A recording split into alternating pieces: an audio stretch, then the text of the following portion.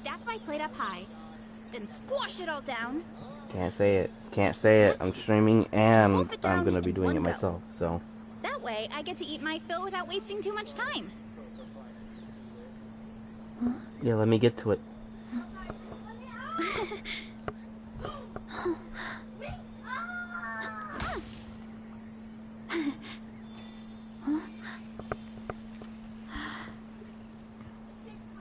Okay. Oh yeah, by the way, I was able to level 60, 70 Noelle, Goro, and Yunjin finally. So, Noelle's done. I just gotta level 70 Goro and Yunjin. Because, those are the last two I need. To at least be able to do Imaginary Theater at max difficulty.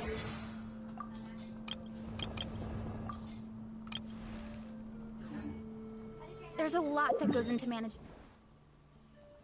an orchard. And today might be the day I see Watering, 6, weeding, Bennett. fertilizing the I've been debating it for a while now. soil. Making sure the temperature is right. Okay. You have to keep What the team should I run for these?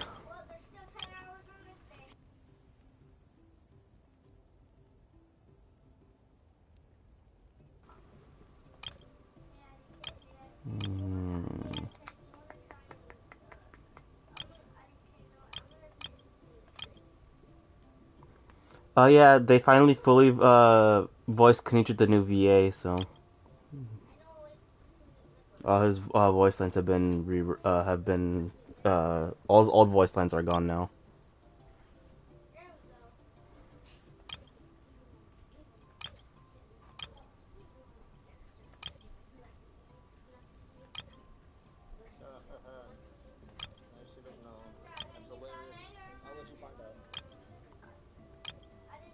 I don't know what thing to do.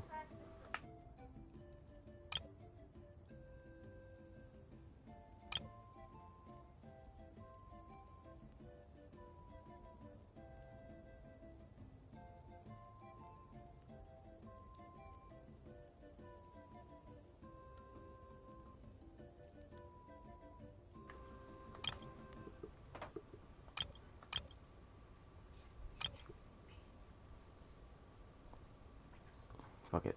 I'll do them all week as well. Fine. Actually, I need to see what teams I'm using with Bennett. Because I know I use them mainly with Pyro teams.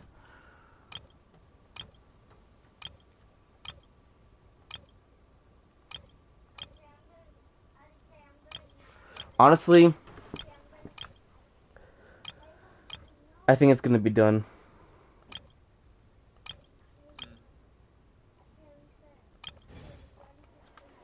I'm doing it.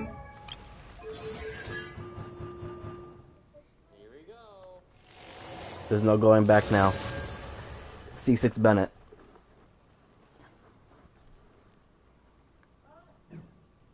Insects have a compulsion to follow the light.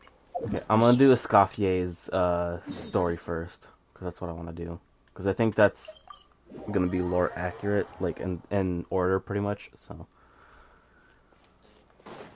we're doing that first.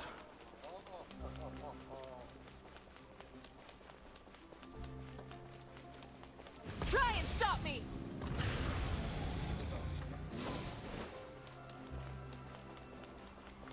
Oh wait, do I have Charlotte on the right set?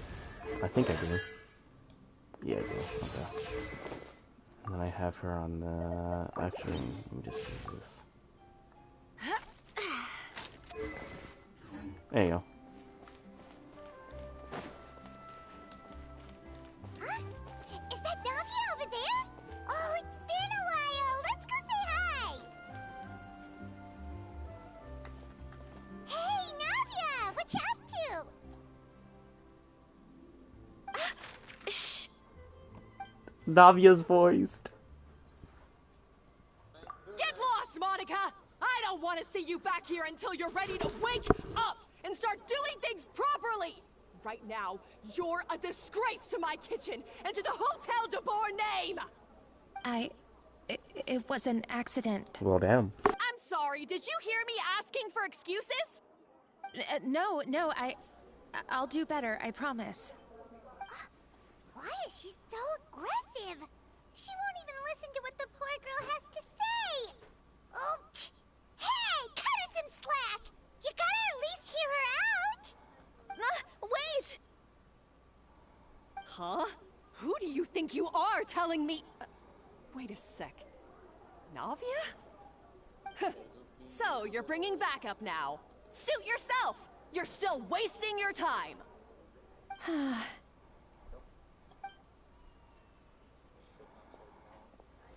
Savannah, is this how you always treat your staff?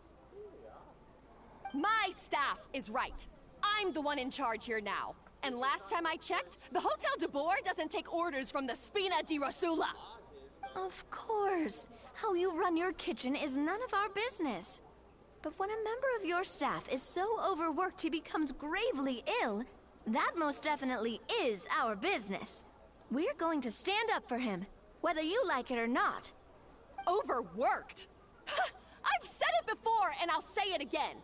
If Vermont can't handle the job, then tough luck. There are plenty of other capable people I can hire instead. But Philmont can do the job, he just... Monica, back inside, now! Huh? But you said I shouldn't come back until... Just do as you're told, and not another word out of you! Come on, we have work to do! Jesus. Wow, what a horrible person. Sorry. Looks like I've dragged you into some drama again. Her name is Savannah. She's the new head chef at Hotel de Boer. Ever since she took the job, she's been enforcing a brutal work regime and putting a huge amount of pressure on her staff. One guy was so overworked, he collapsed from illness. He's been bedridden for days, and he can barely even talk properly. I'm sorry. I'm sorry. It's all my fault. I don't deserve to be a chef. Stop spamming so hard, I can hear At it. his family's request, the Spina di Rosula is trying to mediate on his behalf. We're not exactly making a ton of progress, as you saw. Savannah is adamant that Vermont's exhaustion and illness have nothing to do with her or how she's been running her kitchen. She's refusing to have any kind of meaningful dialogue with us.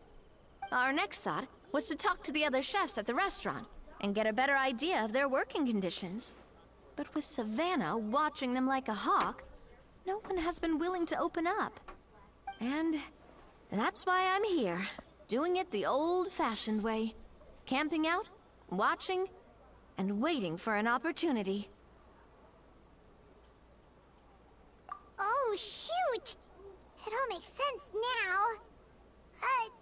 Sorry. Paimon should have thunk before she spoke.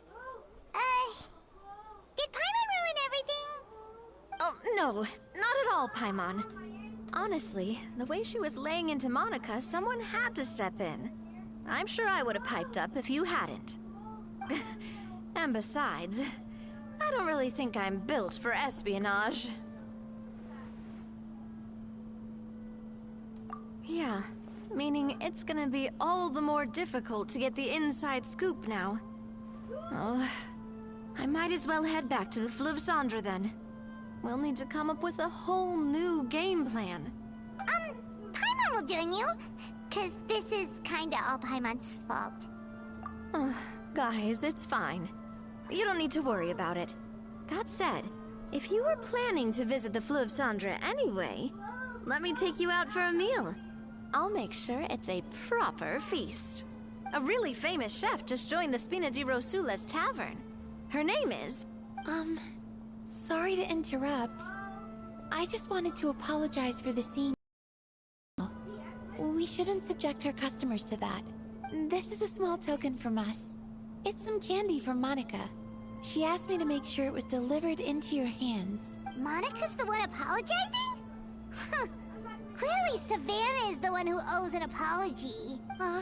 Our head chef has been a little highly strung lately. Sorry for everything. Alright. Since there's candy, Paimon will drop it. Not the candy. Thank you for understanding. We'll make sure to pass your feedback on to Miss Savannah. A little highly strung, huh?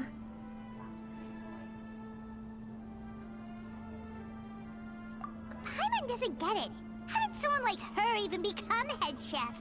Well, according to Fermat's family, she hasn't always been like this. But that's a story for another time. Let's try this candy. Oh, Paimon totally gets it. Come on, dig in! Huh? Hold on, there's something written on the wrapper. Find Escoffier. Interesting. Escoffier? Could this mean... Huh? You know that name, Nadia? Yeah. Let's stick to the plan and go back to the Fleuve Cendre for now. That's where we'll find Escoffier anyway. I forget where the downstairs is for the cereal. Rev the engines!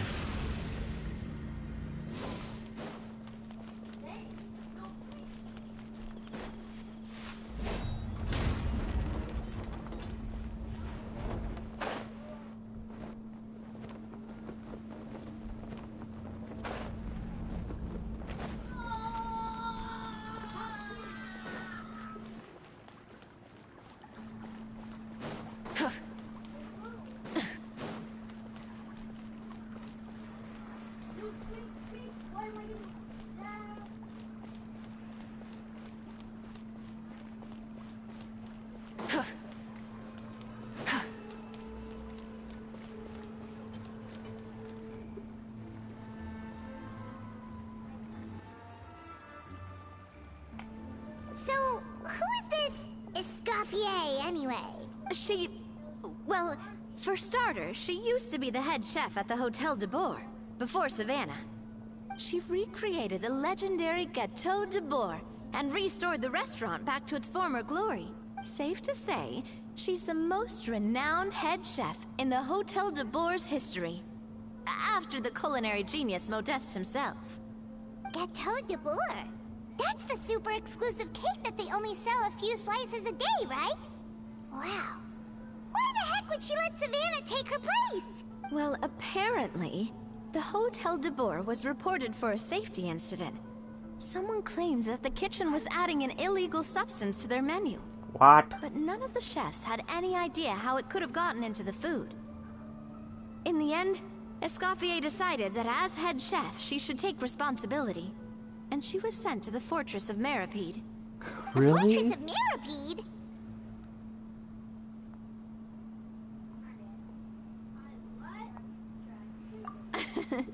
Well, you're right. The quantity of the substance they found was fairly minimal.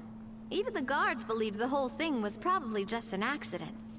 Escoffier didn't have to stay in the fortress for long, but still, by the time she returned, the role of head chef had already passed to Savannah. So that's what happened. Paimon still thinks it's really unfair. Even though Escoffier is no longer head chef at the hotel, she's still well respected by the staff. So, I'm guessing what Monica wants is for us to convince Escoffier to try and negotiate with Savannah on the staff's behalf. Oh, Paimon gets it! Monica wants Escoffier to come back and kick Savannah out. It's simple. If the new head chef is stressing everyone out, then the solution is just get the old one back. Well, about that... You thought cream of mushroom soup was ready to serve after 3.5 minutes on the stove! You'd have had more sense serving hot water with ice cubes. At least then you wouldn't have wasted all this perfectly good cream and mushroom! What do you say, Hilaire? Oh my god. I'm sorry, Cream. I'm sorry, Mushroom. As She you actually can kind of see, sounds like Gordon Ramsay. Escoffier is that kind of chef as well.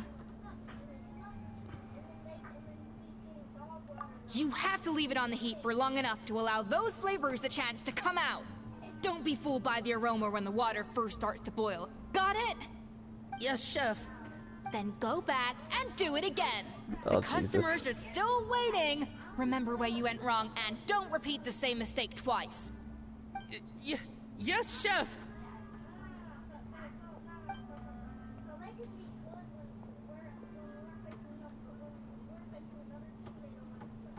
It's not that bad. Excuse us, Waiting to be served? Sorry, we're pretty busy. I'm afraid you have to join the line. Oh, no, we're not here to eat. So you're not paying customers? Then I'm afraid the wait will be even longer. It's hard to talk to Escoffier when she's in the zone. Let's take a seat. We can catch up while we wait.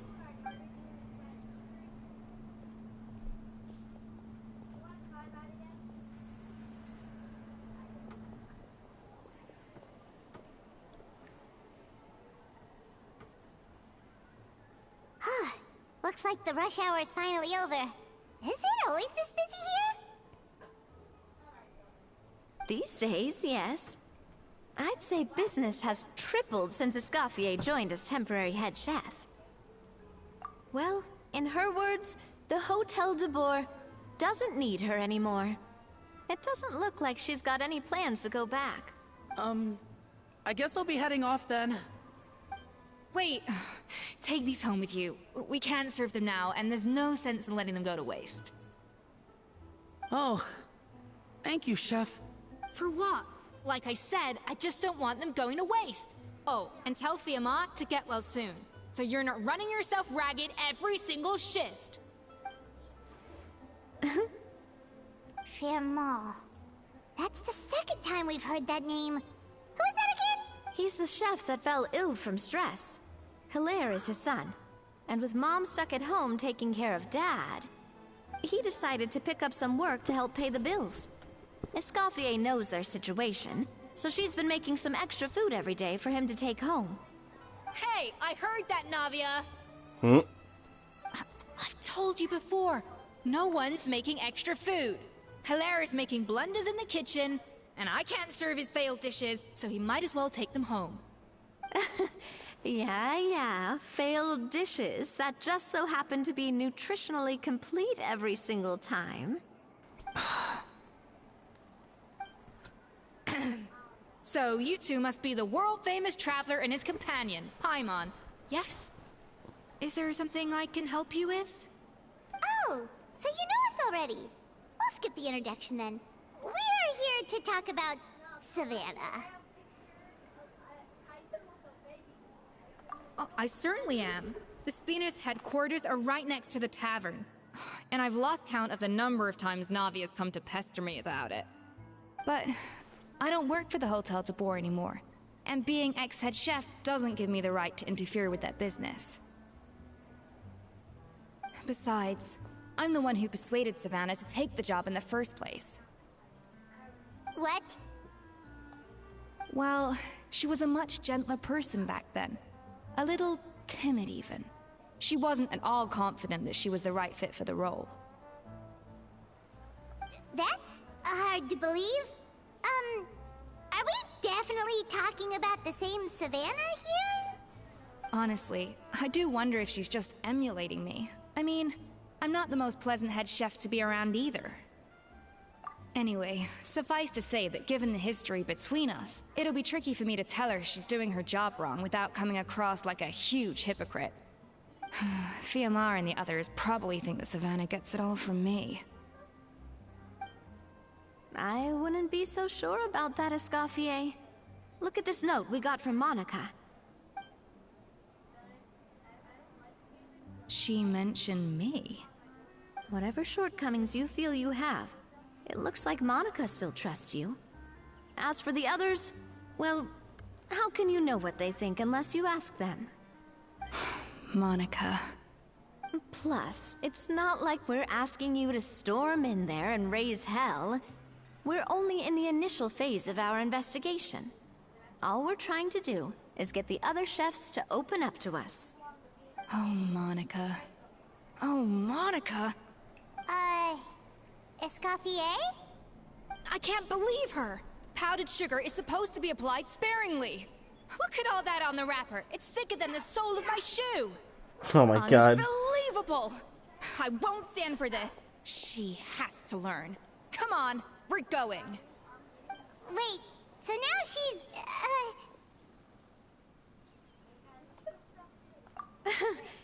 Let's go catch up to her.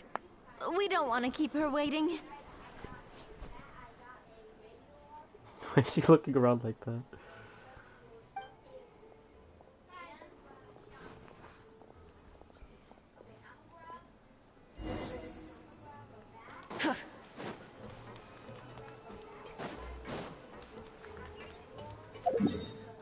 I'm just gonna teleport back up here.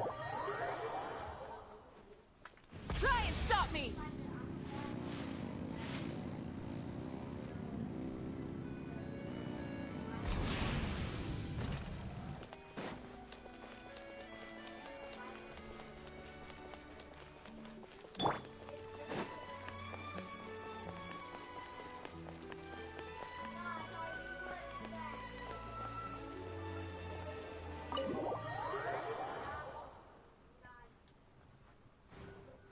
Wait, she looks...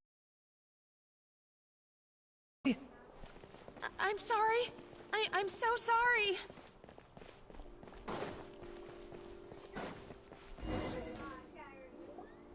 I'm sorry. I'm so sorry. I messed up your order. Oh, I wouldn't go that far. Maybe the taste is a little off, but if you hadn't brought it up, I don't think I would have noticed. But, please, you have to forgive me or Chef is gonna...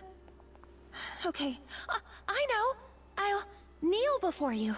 Okay. What the heck? Get up, Monica! Can't you see that you're just making your customer feel more awkward? Escoffier? If you want forgiveness, then do what any self-respecting chef would do. Make the dish again. And this time, get it right. You cannot go begging your customers to feel sorry for you. Savannah said that I'm not allowed back in the kitchen until I've corrected my mistake. But if I can't go back into the kitchen, I can't do the dish over. that's some backwards logic.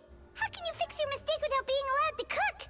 If this is what Fermat had to put up with, then no wonder he had a breakdown. We apologize for interrupting your meal, sir. It's fine.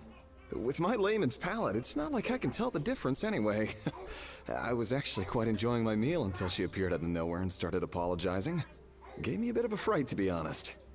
Oh, well, it's because Chef Savannah tasted a bit of the leftover soup from my pot and then threw me out of the kitchen. Gosh, that's pretty strict. Has she always been that way? I don't recall things being like this when Escoffier was head chef here. I gotta say, you're all looking a little worse for wear these days. I mean, Escoffier was strict too, but I think the difference is that her criticism was more constructive, so you knew what you did wrong and how to improve, and we all knew that it came from a good place. Chef Escoffier was hard on us because she truly wanted us to reach her level. But these days, whenever we make a mistake, we just get told to wake up, get your head in the game, or just do it again. And it's only gotten worse since word got out that Chef Escoffier had started working again in the Fleuve Cendre. Monica, you don't need to call me chef. I'm not the boss here anymore. Yeah, but through no fault of your own. What happened back then, that wasn't on you, and all of us know that.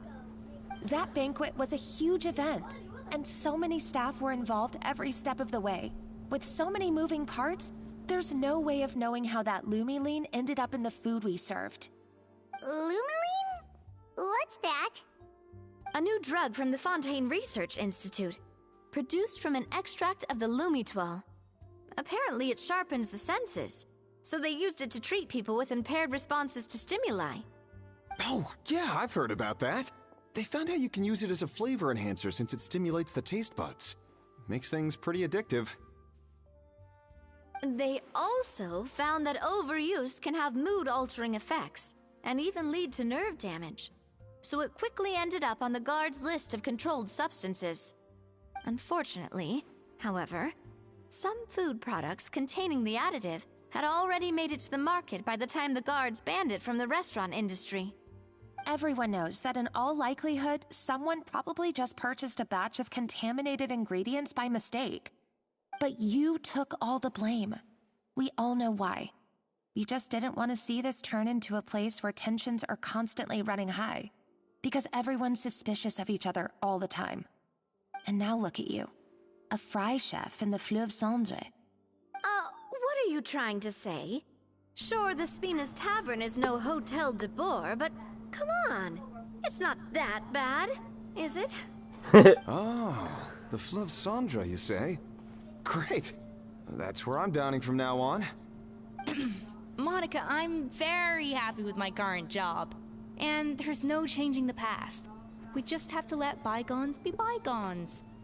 Besides, at the end of the day, I was the head chef, regardless of whose mistake it was. Ultimately, the responsibility lay with me. If only Savannah was half the boss you were. I'm sorry? Do you have a problem with my conduct as head chef? Yeah, shit. No, chef. So, you do remember who's boss? Escoffier? I thought you'd left this place for good. What are you doing back here? What happened to you, Savannah? Why are you acting like this? When I turned this place over to you, You made me the head chef and gave up your right to tell me how to do my job. You're not the boss here anymore, so stop acting like you own the place. Whoa. Sounds like someone has a chip on her shoulder.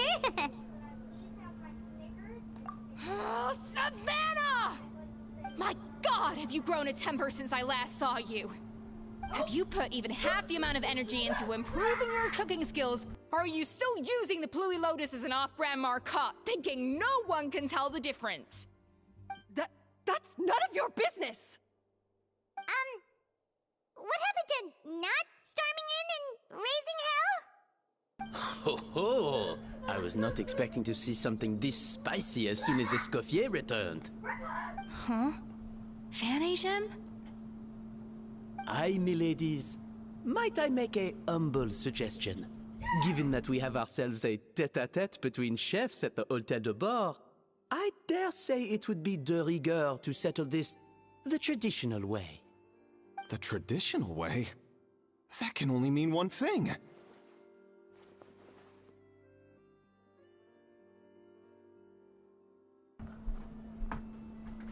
That's right! I'm talking, of course, about the tradition established by Modeste himself. The cooking contest! According to legend, the founders of Hotel de Boer, Modeste and Savelli, used this method to resolve all of their disputes. Everything from petty arguments over next week's menu to disagreements over the strategic direction of the restaurant. The cooking contest would decide who had the final say. Huh. Sounds like they had a lot of free time on their hands. Ah, well, it might sound that way to us. But in fact, the cooking contest played an enormous role in motivating chefs to hone their skills, reaching new heights of excellence in the culinary arts. And indeed, the reintroduction of this institution in recent years has surely been instrumental in transforming the Hotel de Boer into the top-ranking restaurant in Fontaine. Reintroduction? Someone brought it back? Who?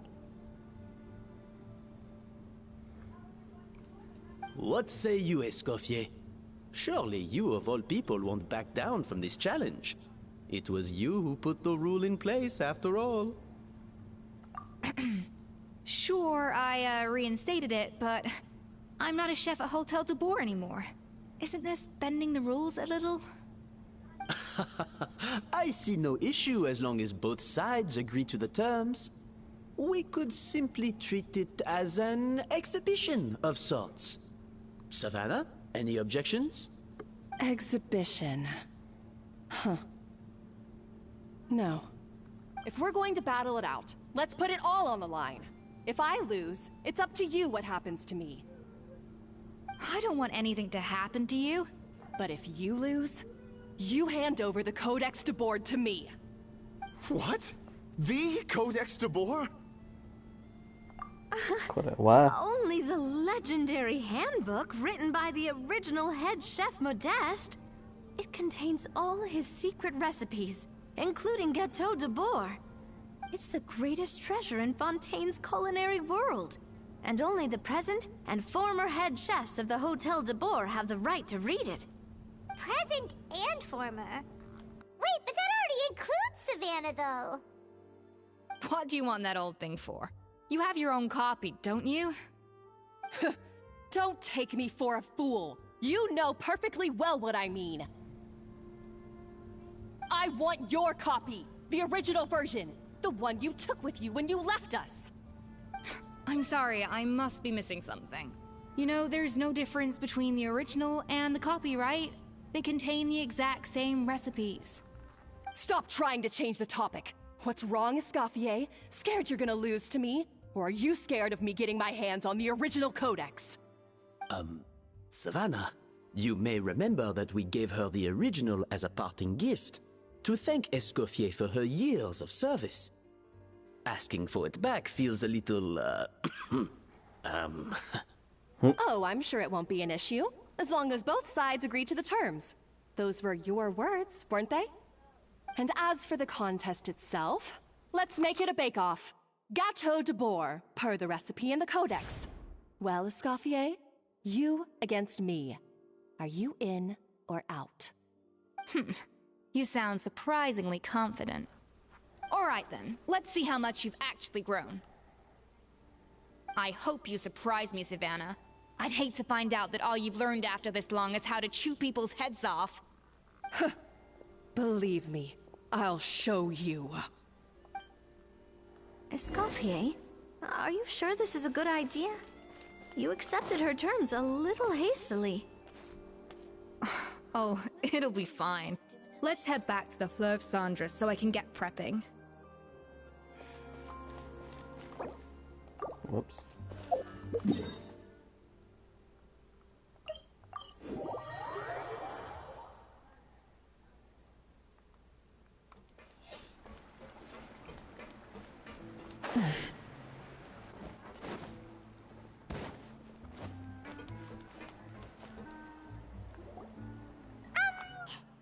So, this whole bake-off thing kind of came out of nowhere. Was it really sensible to just go along with it? Well, I got a sense that she's holding something back. But we chefs always express ourselves in our cooking. So if she won't talk, this might be the best way to find out what's really going on with her. Huh? Holding back? Sure didn't sound that way to Paimon. Escoffier only picked up on it because she's the same way. Always closed off, never letting you know what she really thinks. That's patently false, at least where your macarons are concerned. I've been nothing but truthful with you about the disgraceful amount of sugar you use. Okay, that's one case where you can keep your thoughts to yourself. Oh, that? Well, it's not so much a recipe book as a diary of Modeste's adventures. Back in the day, he and his good friend Savelli explored far and wide, partly adventuring, partly looking for new ingredients and developing new recipes. Their creations had an enormous influence on the course of Fontaine cuisine, turning it into a much more vibrant and diverse scene. For instance, legend has it that the original Gâteau de Boer was made using a special secret ingredient that Modeste discovered on one of his adventures. So rare was the ingredient that they could never make more than 16 slices of the cake per day. But everyone who tried it claimed that it was one of the most blissful and invigorating things they had ever tasted. Modeste and Savelli went on to found the original Hotel de Boer, which catapulted them to stardom in Fontaine's culinary world. Especially Modeste. He was hailed as a once-in-a-generation genius, and over time, the recipes from his adventure log became known as the Codex de Boer. Ah, Paimon's heard this kind of story before. Armed with the Codex, the Hotel de Boer took its rightful place as the finest restaurant in the land, serving those recipes for centuries to come. What? No, of course not. Cooking is a constantly evolving art form. How could any restaurant survive if they only served food that was popular last century? Anyway, never mind centuries. Sibeli and Modeste parted ways not even 10 years after their rise to fame. Then, Modeste passed away while he was still in his prime. And that was it. The end of the Hotel de Bour's heyday. It fell into decline, and for most of its history, it was just a nondescript place with a couple of cheap tables. It's only in recent decades that it started recovering. Even then, it still took numerous relocations and changes of management before we finally ended up with Vanigem and the restaurant we have today. Oh! So the Codex really isn't all that, then. Paimon figured it was like one of those mystical books they have in Liyue's martial arts novels, where the main character learns all their secret powers from. Okay. Yes, well, that's fiction, and this is reality. You can't meet the tastes of modern diners by following some ancient recipes from a dusty old book. Case in point. Even the Gâteau de Bourg they sell now is actually Escoffier's reimagination. Wait, really? Why though? Didn't that recipe make it into the Codex? It did, but like I said, it's the dusty old book now, and the records aren't as legible as they once were. Not to mention that there's no way of finding the secret ingredient Modeste wrote about. So, reimagination is right. I consulted some historical records and took what I could from the Codex. But ultimately, the Gâteau de Bourg of today is my own recipe. As for why we gave it the same name and kept the tradition of only selling 16 slices a day, well, you've got Vanigem's business sense to thank for that. Oh. Huh. Well, that kind of takes all the mystique out of it. Hey now, it might not be the original Gâteau de Bourg, but it's still the most delicious cake in Fontaine today. And who knows, maybe Escoffier's version is more suited to your palate. Just think, if the original truly was the perfect cake you're imagining it to be, there's no way the recipe would have been lost to history, right? Not to mention that the Hotel de Bourg never would have fallen into a slump. Anyway, before I left my role as head chef, I made a copy of all the recipes from the Codex, including my own improved versions, and turned them over to Savannah. So why is she so interested in the original copy? Could it be a symbolic thing? Like, whoever holds the original Codex de Bourg is the true head chef? Well, it was clearly precious enough to give to Escoffier as a parting gift. Meanwhile, Savannah only got a copy. Maybe from her point of view, it's like management doesn't truly see her as being worthy of the role. You think so? The only thing is, it was her suggestion to give me the original in the first place. Well, a joint decision by her and Vanigem. But still. What? Huh. Guess she's had a major change of heart since she became head chef. Yeesh. Goodness gracious. Who knows? We could speculate forever. Better to just let our Gâteau do the talking. It means besting her in this bake-off, and then getting her to explain herself, even if I have to beat it out of her with a spatula. However much she's changed since we worked together, I believe that she still has her chef's pride. And if she respects the art, she'll respect the outcome of our contest. Well, I'm confident that you and your spatula can get justice for Froment. All you need to do now is win the contest. But that should be a breeze for you. Let's not get too ahead of ourselves. Gâteau de Bourg is very complicated to make. Usually, it takes 3 chefs working in tandem to cover everything. Now, if I had to push it, I could probably do the work of 3 chefs myself. But I'd prefer to play it safe if I can find a couple of assistants in time. I'll assist. Well, that's easy. The 3 of us are veterans in the kitchen. You just need to pick 2 of us. Well, I have heard the Traveler is an accomplished cook, as well as a warrior. But be warned, I will hold you to exceptionally high standards. Uh-oh. Think you're— Oh, Bring it count on. me in too. I've spent weeks perfecting my macarons after your scathing review.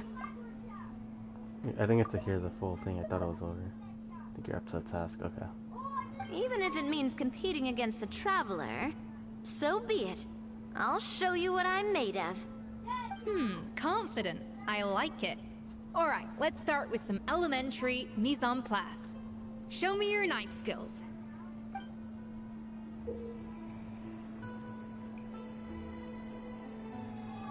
Use normal attacks. I've always called it chopping stuff up, not mise en place. But it's basically the same thing, right? Oh, Navia. Oh, no. Didn't even Looks let me like you finish found it. that easier than I expected. Yeah, thankfully it was pretty straightforward in the end. You made it sound like we'd be carving statues out of fruits or something. Well, brace yourself, because the next step is anything but straightforward. I'll be using this cold press to extract flavor compounds from the ingredients.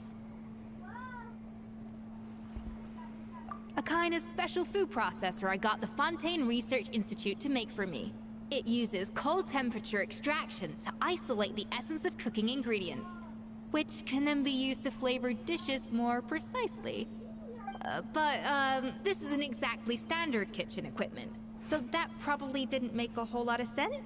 Let me give you a demonstration instead.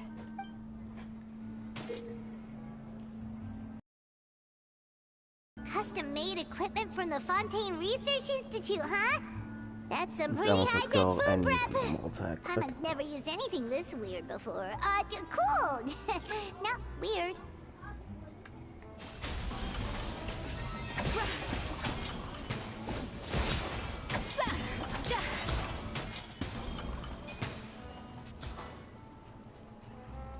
And done.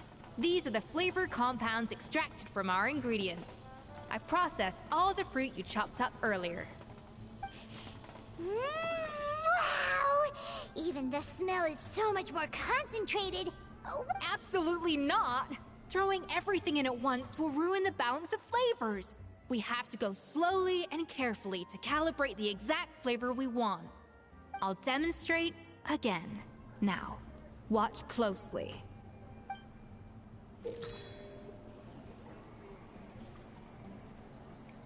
Got a multi-flavor profile of the dish, striking balance between.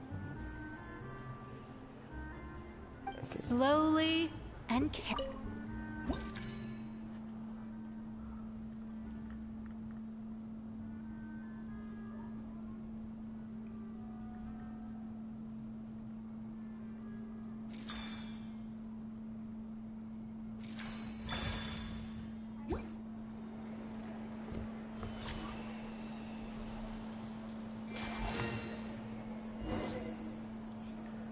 And voila! Now it's your turn.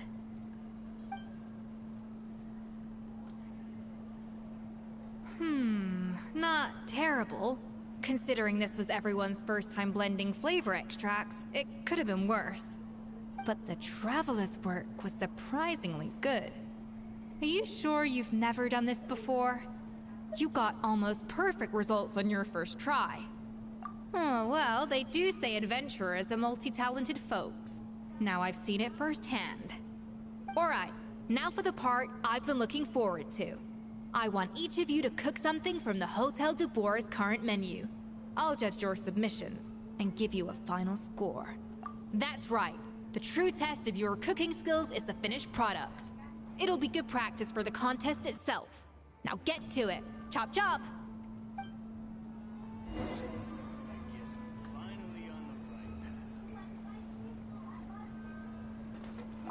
How's it going? Have you picked a dish yet? Choose wisely. I expect you to present the most delicious thing on the menu.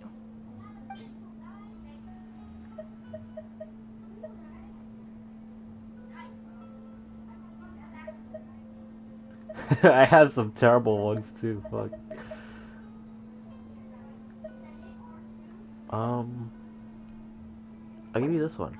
Delicious tomato bolognese.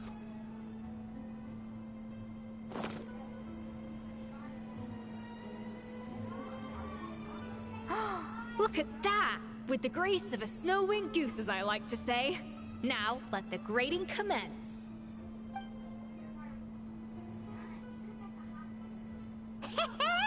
Pretty good, right?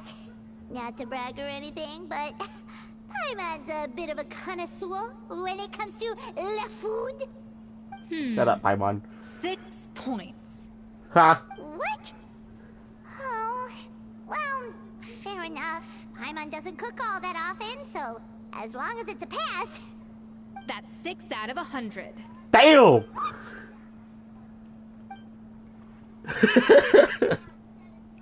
You say you're a connoisseur, but it's quite clear from this dish that you have far more experience consuming food than creating it. By that logic, I suppose you think listening to Lady Farina on repeat every day would make you an opera singer. Aww. Me next, me next.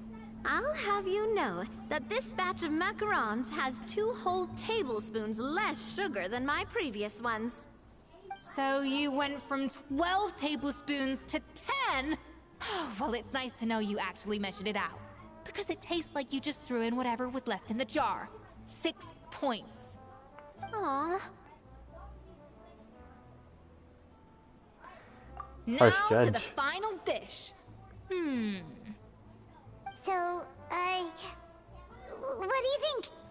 This is our last hope. 8 points. God damn it. Darn. That's barely higher than what we got. Not exactly. The color is spot on. Beautiful aroma. Excellent presentation. I have to give this one 8 points out of 10. Maybe even 9 points. Huh? How did you pull that off? Don't get me wrong. There's room for improvement. But still, this is clearly the work of an accomplished chef. I can tell that you've put many hours of work into honing your skills. I didn't in the even get to kitchen. see it. I can really taste the grace of the snow-winged goose in this dish. The traveler's journey, with all its trials, tribulations, and setbacks. Not to mention the frustrations of having a picky eater for a partner. Hey, you made that last part up. No way did you taste that. Yep. No, it's true. Well, It's true. It looks like I lost fair and square. I guess you'll be taking the Traveler as one of your assistants then? But if it takes 3 chefs, that still leaves 1 slot remaining. Maybe Paimon and Navia should keep practicing and see how it goes? Chef Escoffier. Oh, it's Hilaire. What brings you here? I heard the news about the cooking contest. You're doing Gâteau de Bois, right? I was just wondering if you needed any help. Why does he sound so old? And you think you're up to the task, do you? Oh, no, I know I'm not there yet. It's actually my dad who wanted to help.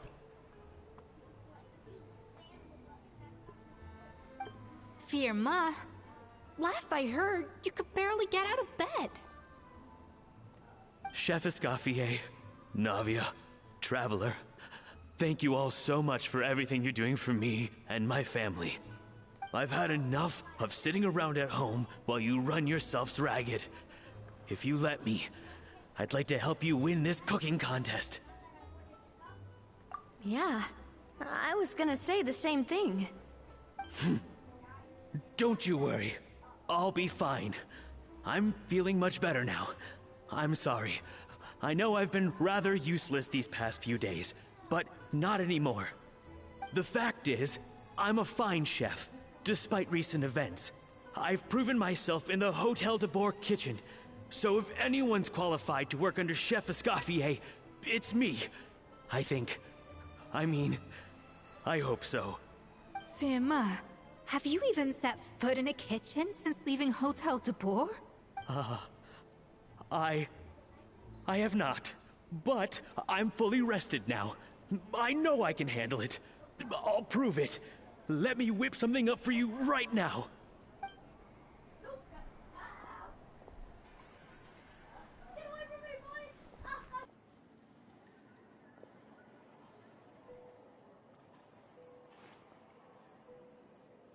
Huh? That's strange. Why are my hands shaking? What do you call this, Verma? I can't seem to grip my knife. Do it again! Again! Again! I... Hopeless. Get out of my kitchen yesterday. Yesterday is crazy.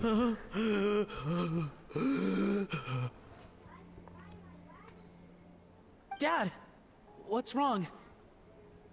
I don't understand. I was feeling so much better, and then Will I never be able to work in a kitchen again? Dad, talk to me. What happened? I think the real issue here is not physical exhaustion, but psychological trauma. Monica, when did you get here? Probably because you were all concentrating so hard on your cooking. I didn't want to interrupt your flow. But anyway, Verma, I'm so sorry. If only I'd known how serious your situation was, I would have stood up for you sooner. You have nothing to apologize for, Monica. During those long nights of redoing every order, you were the only person who looked out for me. Oh, come on. All I did was make you some tea. I doubt it was much help. Savannah was so ruthless toward you. I probably should have brought you something stronger. She sounds like the worst. All right, another Savannah horror story. Let's hear it. She's been getting harsher and harsher on us ever since she heard about Escaffier's new role in the Fleuve Cendre. Seems like no matter what we make, she'll find something wrong with it. What is this? It looks like a dog's been at it. In the trash now! Then she orders us to redo the dish again and again, but we never know what's going to make her happy. Do it again, do it again, do it again! Every time you remake it, you just get another earful from her. Either straighten yourself out, or get out of my kitchen! So now, it seems like just picking up a kitchen utensil gives me flashbacks of her yelling at me. Oh, man. That must be awful. The more I want to get it perfect, the more my hands shake, and the more scared I am of making another mistake. How can you give up so easily, Firma? You weren't a quitter when you were working for me. And even under Savannah, you talk about working late into the night trying to perfect your dishes. That says to me that you still hadn't lost that determination to prove yourself. What changed? I don't know what's come over me. When I think back, I just remember feeling like my heart and my hands were growing heavier and heavier as the shift went on. Each time I had to redo a dish, my heart sank a little further. Maybe Savannah was right. Maybe I am just hopeless at this. Dad. I see. Well, it sounds like there are some deep issues at work here. Ones that won't be resolved by merely seeking compensation. I will win this contest, and after that, I encourage you to approach Savannah and talk this out. But what if you can't find another assistant in time? Clearly, I'm in no state to help out. You think being one person short will ruin my chances? Let's not forget, I taught you and her everything you know. Even if I had to go it alone, I would present the perfect gâteau.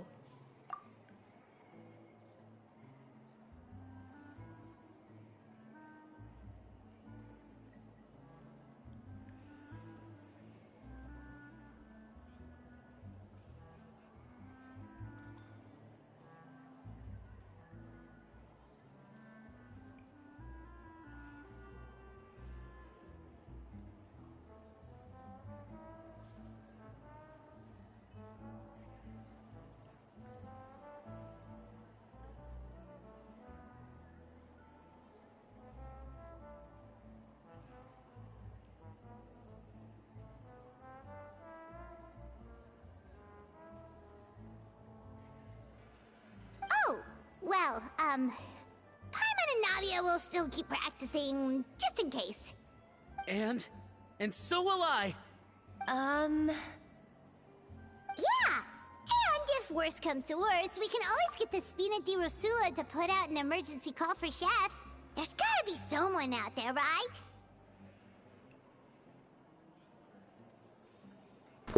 I'll be right back.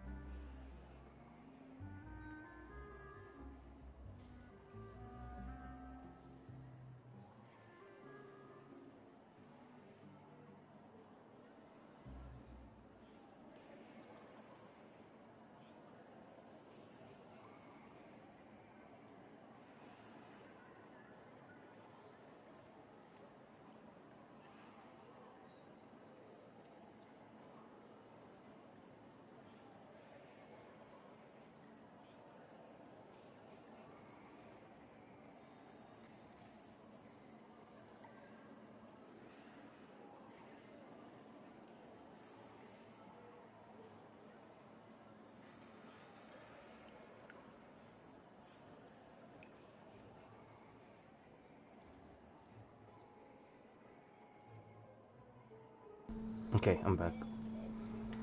Let me do this. Jade, you there?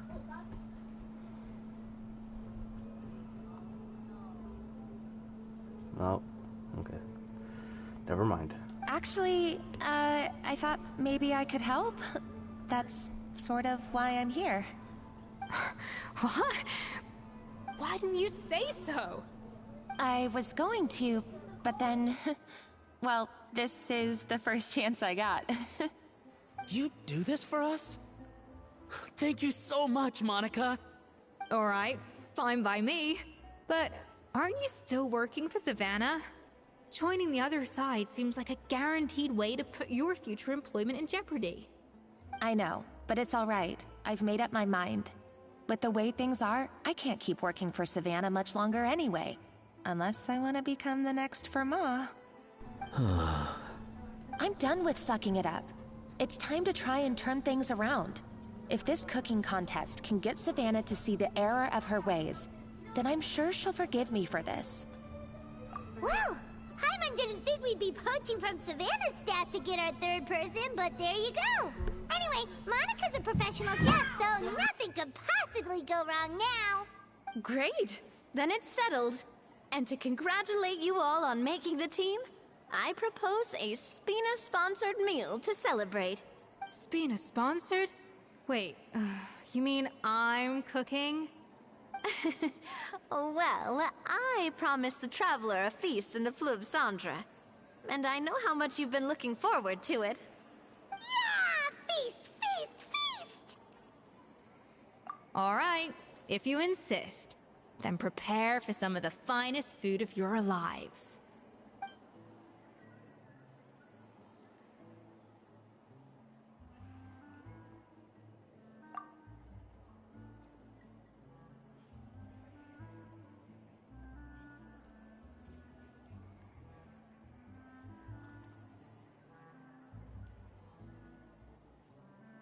That's not a bad idea, actually. Wait, hold on. You need to finesse that further.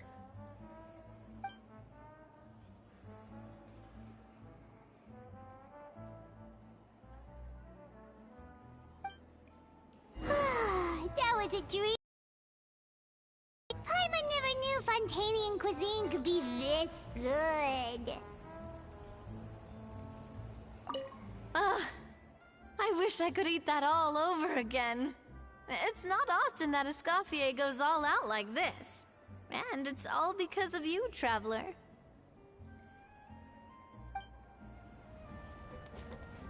So, this is what Chef Escoffier is truly capable of. Wow. I don't know if I'll ever be able to cook as good as that.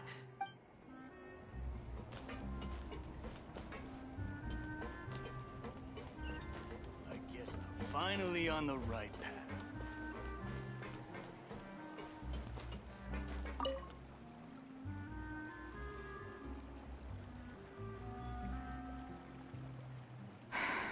Why, Savannah? Why? Oh, nothing. I was just flicking through the original Codex de Boer.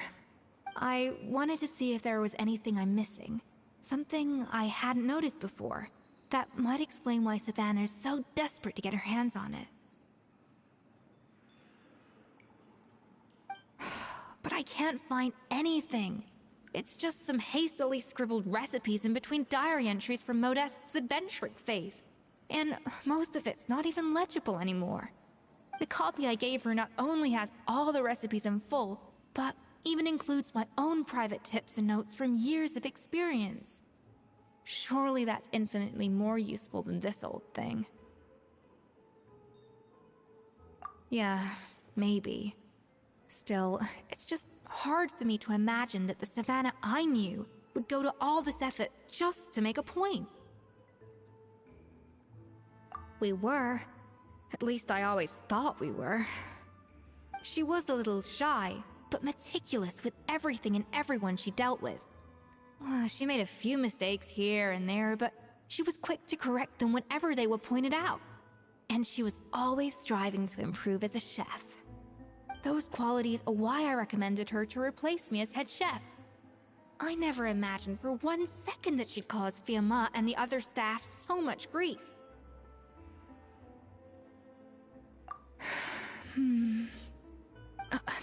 Well, I mean to an extent, of course. I pushed hard for her to get the role.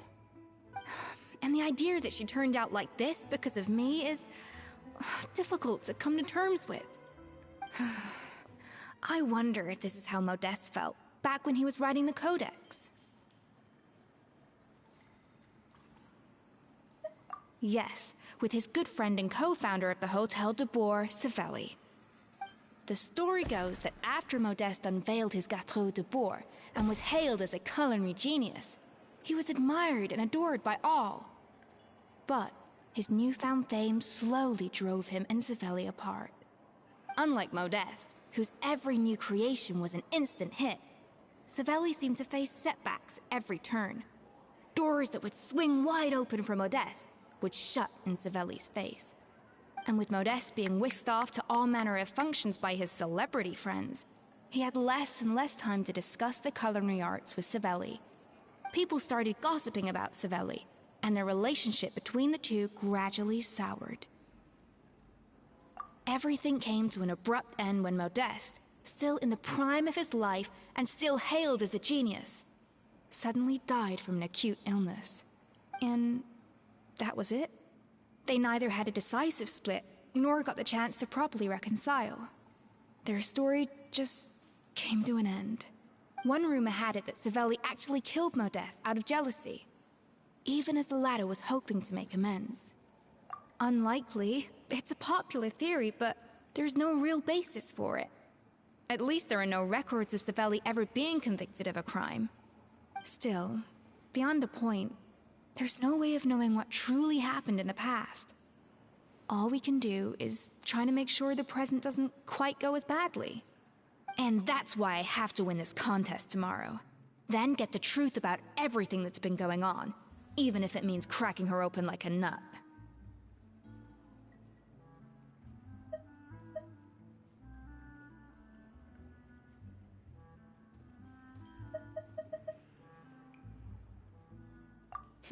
You're right about that. Just follow my lead and victory will be ours.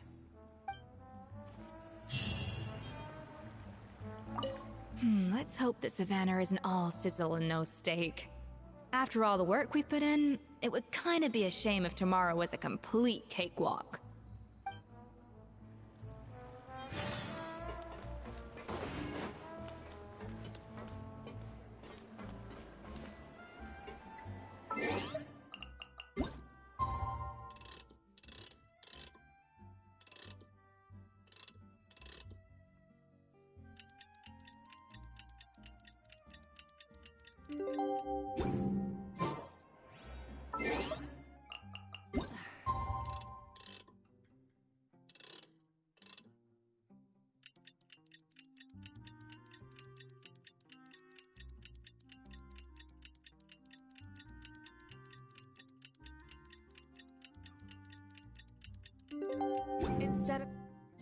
dining. It's cooking contest day! To the Hotel de Boer! Toot sweet!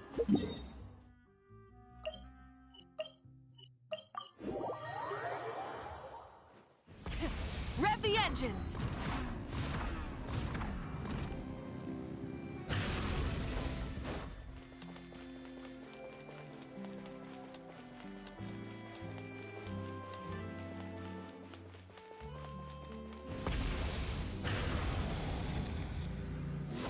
Did you hear the news? Escoffier's coming back for a cooking contest. Wait, seriously? Escoffier in a cooking contest? Now that I've got to see. I don't get it. Why would anyone in their right mind challenge her to a cooking contest?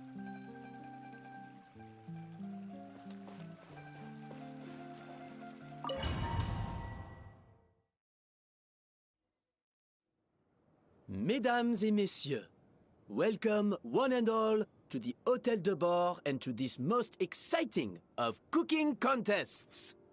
Savannah, I brought the original copy of the codex you asked for. Monica? Huh. In the interests of fairness, this contest will be conducted in a double-blind format. Once the dishes are complete, they will be sent to the back of the kitchen where they'll each receive a label. The labels will be placed out of sight underneath the plates, only to be revealed after the judges have sampled them and reached a final verdict. This is to ensure that no one will know which dish is made by which contestant. As one of the judges, I promise to be fair and impartial. When my meal got interrupted yesterday, I never thought this is how they'd make it up to me. Getting a seat on the judging panel is a pretty sweet deal. Both contestants have taken their positions. Then, without further ado, let the Hotel de Boer cooking contest commence!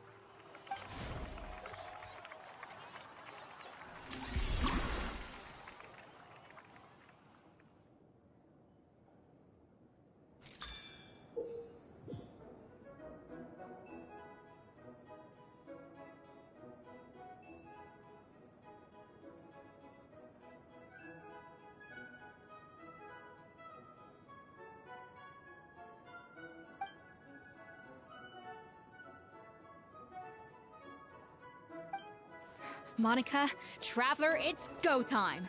Let's do this. Alphonse, Gaspar, get to work! Do not disappoint me. Looks like our two head chefs are raring to go. Like an oven on full blast, this competition is quickly heating up. That should be enough flavoring. Now hurry up and balance the flavors.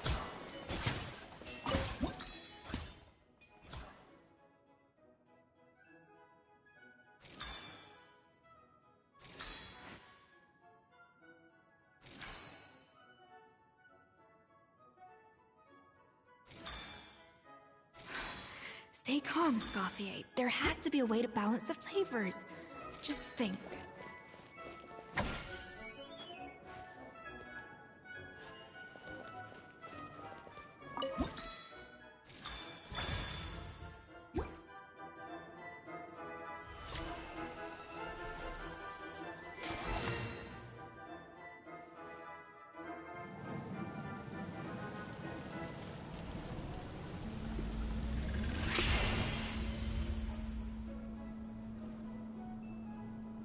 Come on, Escoffier! Come on, Traveler!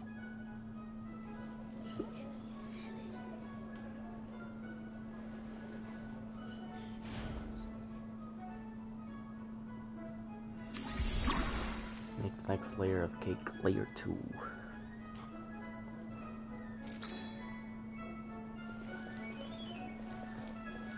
Okay, so now I need bread.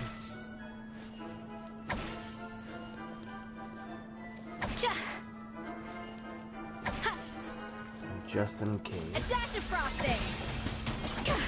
Alphonse! What are you? Jesus. Let's do this. The balance of flavors is about right. But the quantity is too low. Ah, shit. Okay. Yes, chef! Oh, tension in the What are you doing, Escoffier? Your team's waiting on you. Shit! It's not working. I need one. Savannah, what are you doing? Oh, forget it. I've got to focus on my own dish. Okay, I'm going with 4. There we go. Jesus.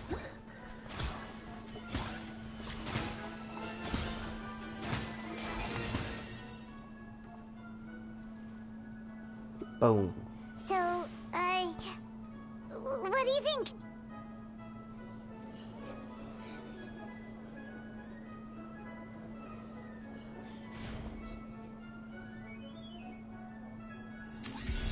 You can't fuck it up this time. Come on. And at least 2 flavors of fruity flavors. So let me get 3 then, right? And then I'll finish up on this. Off to the freezer! Escoffier is already on the final step of the...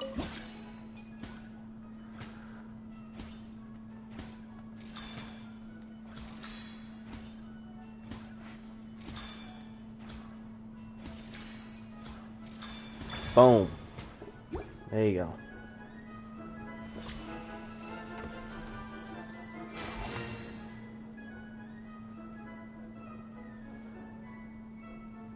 You can't match Escoffier's talent.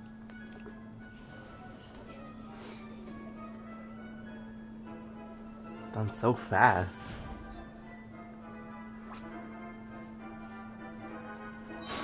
I present to you Gâteau de Bourg. Use your elemental burst to complete your work. A burst of flavor! Nice.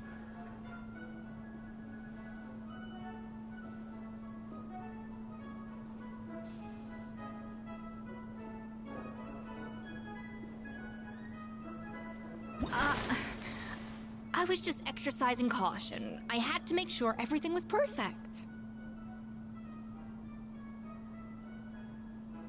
Can I do it again?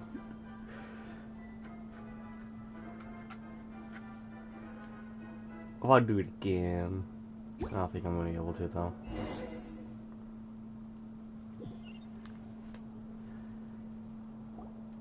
Time's up! Contestants, please take your dishes to the back.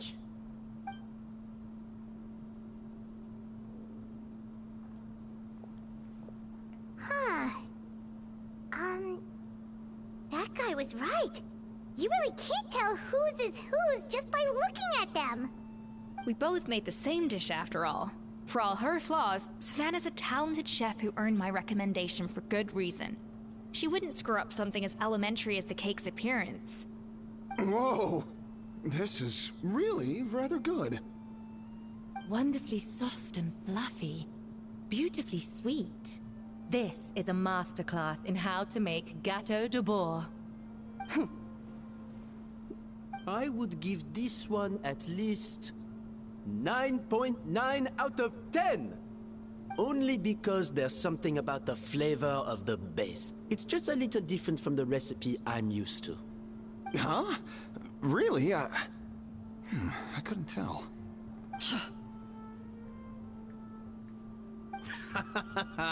All right, on to Gâteau number 2. I haven't had a single bite and already this aroma is a delight to the senses. I have a feeling that this gâteau will be a gâteau for the ages. How exciting! I'm gonna dig in.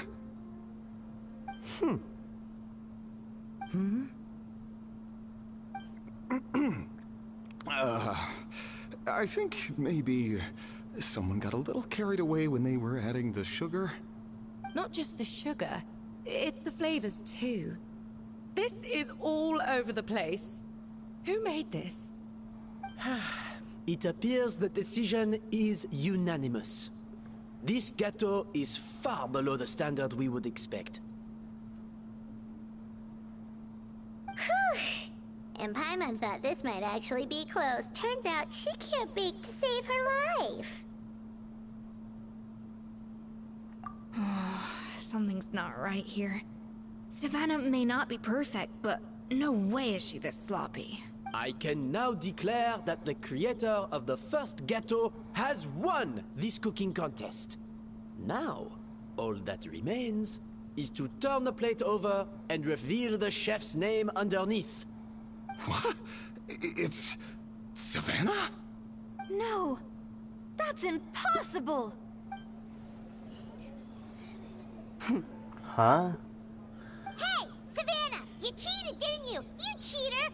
What did you do? Oh, you swapped the plates, didn't you? Well, someone's a sore loser. These cakes went from the oven to the judge's table without me ever laying a finger on them. And everyone here can attest to that. It was Van Gem's staff who labeled them in the kitchen. If you're looking to accuse someone, why don't you start with them? Isn't it more likely that Escoffier's lost her edge? Oh, or maybe her assistants let the team down. You take that back! Judges, we demand a rematch. That's enough. What's done is done. As head chef, or rather as team lead, I take responsibility for the dish I served. Whatever went wrong and however it happened, I should have spotted it. Savannah, I didn't think you'd stoop this low just to beat me in a bake-off. What happened to your chef's pride? I don't know what you're talking about. If you want the Codex de Boer that much, you can have it. Scoffier, no! But you must promise me that you'll apologize to Firma and compensate him for everything you put him through. It's a little late to be negotiating terms. The contest is over and I won. That means you owe me the Codex, and I owe you nothing. Look, Savannah, you may have fooled everyone else, but can you really fool yourself? What I'm offering is to accept defeat without looking to expose what you've done. But only on the condition that you promise to stop putting so much pressure on your staff. Fine. I'll treat this as your final handover of duties from one head chef to the next. So, will that be all, ex-head chef? Or is there any other unfinished business you'd like to leave in my hands? I didn't mean that to be a scolding from your former boss. Just a word of advice from a fellow chef and a friend. But I don't know if you're even open to input from other people anymore. I know what I'm doing. I don't need your advice. All right, fine. I'm glad to hear it.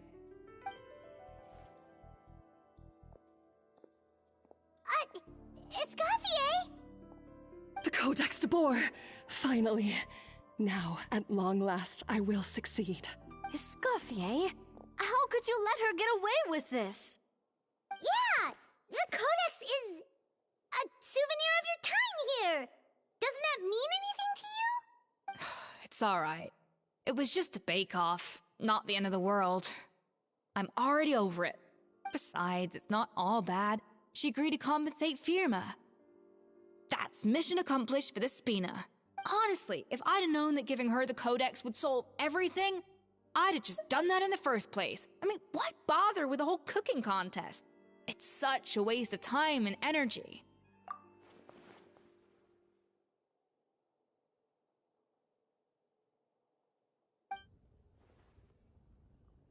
No. No! This doesn't make any sense! Huh? That's it? No secrets, no nothing? I don't believe it! This can't be happening. Oh, Chef Savannah! Savannah?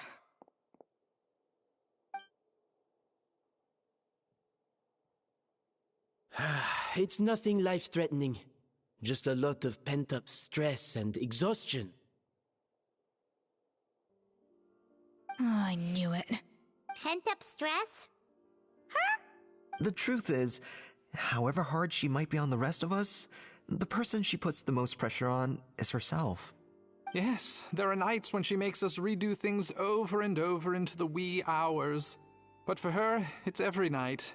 She'll hide herself away in the kitchen, working on new techniques and recipes, and only realize how long she's been at it when we come to work the following morning. But why? Why would she do that? Our best guess is she doesn't want to be seen as less of a chef than Escoffier.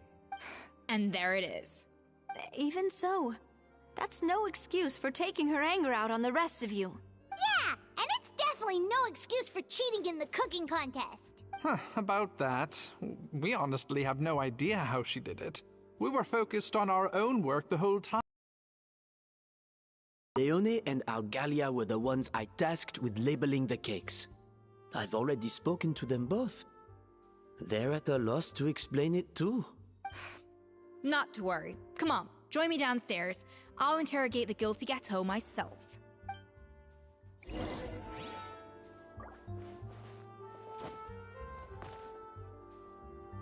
Well, how is it? Have you figured out what it was? Oh, this is aggravated assault on my palate. I'd rather eat wet cement than this. Is it really that bad? I made sure the taste tested before it was served. Oh, relax. This isn't your cake. Savannah never switched the plates. The offending flavors are coming from in between the icing and the cake base, which means someone tampered with it while it was being made. Or in other words, we have a traitor in our midst. I'm sorry. I was forced into it. It was Chef Savannah. She said if I didn't cooperate, she would... Calm down, Monica. I've already accepted defeat. And if I wanted retribution, I would have brought this up when the results were announced. Whatever's going on with you, just spill the beans. There's no need to hide it. I was the one who caused the food safety incident that one time. Food safety? Wait, you mean the Lumaline incident? So you procured the contaminated ingredients? I think so. Savannah and I were on procurement that day.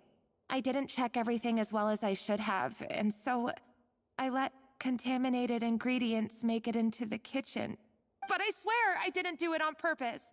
I had no idea there was an issue with them, and I didn't know it would end up with Escoffier going to jail. But the last thing I expected was for Savannah to use it as leverage to blackmail me with...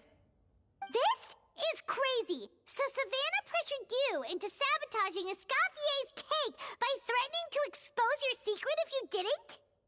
I know, it's terrible. I'm so sorry. I was so scared. The thought of Chef Escoffier finding out that I put her in jail, it made me freeze up with fear. I thought Escoffier would hate my guts if she ever found out, and yet somehow that's ended up in me doing something even worse.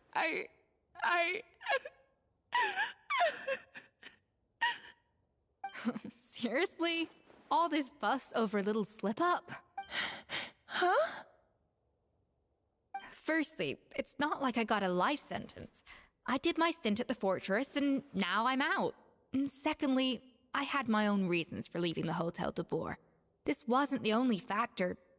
So, you don't need to feel ashamed or frightened or anything like that. Any more than you need to add butter when you're pan-searing foie gras. You mean... you forgive me? Oh, well, I'm not saying you don't have to take responsibility for your mistakes. You should tell Vanagem to mark down your performance for the past few months. Then do some digging and find out exactly where those contaminated ingredients came from. Sure, you've made mistakes, but now's the time to fix them. Understood? Understood. Good. Now, back to Savannah. What about the original codex would compel her to resort to blackmail? I have my suspicions. Not that I've got any proof to back them up, though. Ugh. What happened to me? I've overheard some customers murmuring about how the Hotel de Boer hasn't been the same since Escoffier left. They think our menu doesn't taste like it used to, especially our signature items. Now that you mention it, I noticed it during the contest too. I couldn't put my finger on it, but the flavor seems subtly different from how it used to be. But the difference was so small, I'm sure no one would notice it besides our most loyal customers and true dessert connoisseurs. Still, as head chef, it's easy to see why Savannah would get so hung up on it.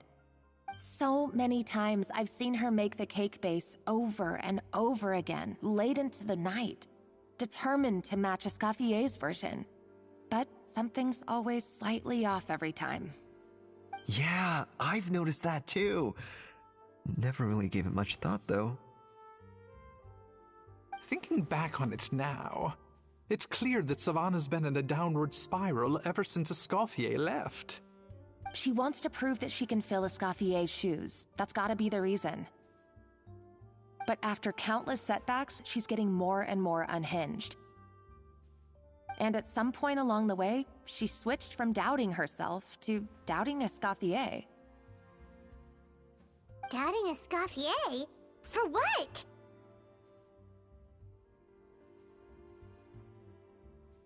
Yeah, it would explain why she was bent on getting the original at any cost. She must have thought Escoffier purposely omitted key details from her recipes when she copied them out. Also, she could retain her place as the #1 chef in Fontaine, the only one privy to all the secrets of the trade. Oh, for goodness sake. What a stupid idea. Of course. Then she finally got the codex only to discover that the secret recipes she's been pining for don't exist at all. Seeing how utterly wrong she was must have been a real shock to the system. It probably brought up everything at once. It overwhelmed her, and she passed out. There's still one thing that doesn't make sense, though. If Savannah had the real recipe all along, how come it tasted different? She might not be on the same level as Escoffier, but surely after like 50 attempts, she'd get it right one of those times. You'd think so, but geniuses like Escoffier are in a league of their own.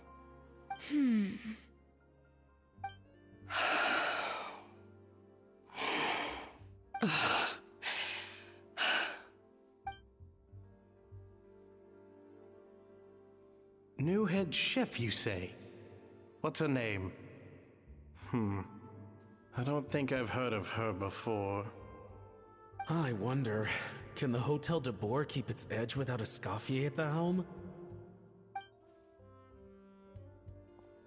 This tastes different from last time. Is it undercooked or something?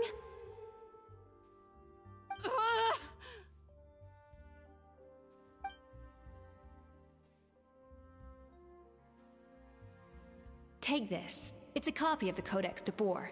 From now on, you will be its keeper. Don't listen to the doubters. If I say you can do it, then you can do it. Even if you don't believe in yourself, at least believe in me. Hey, did you hear me? Once I'm gone, the restaurant is all yours.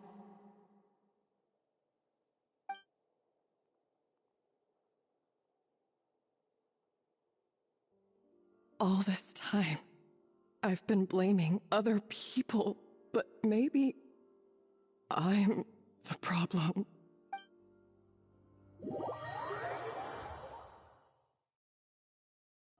I sincerely apologize for putting everyone out.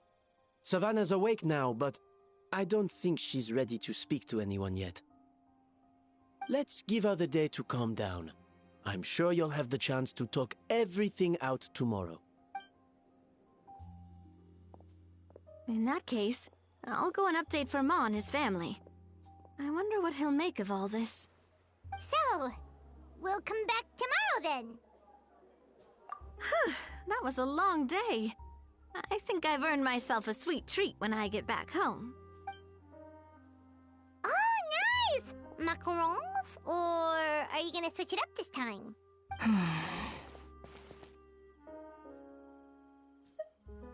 Traveler, How much do you know about the snow-winged goose? Every year, they migrate long distances in search of a suitable home. There's always one goose at the front whose job is to lead the flock. Fontaine poets often use the image of that goose to explore the ideas about leadership and genius. They usually imagine someone who's a cut above the rest, a model of perfection. But what those poets don't know is that during a migration, the lead goose is always changing. Once the lead goose shows signs of fatigue, it retreats to the back of the flock and allows another goose to take its place. So the truth is that leadership, with all the responsibilities and pressures that come with it, it's something that everyone takes turns at.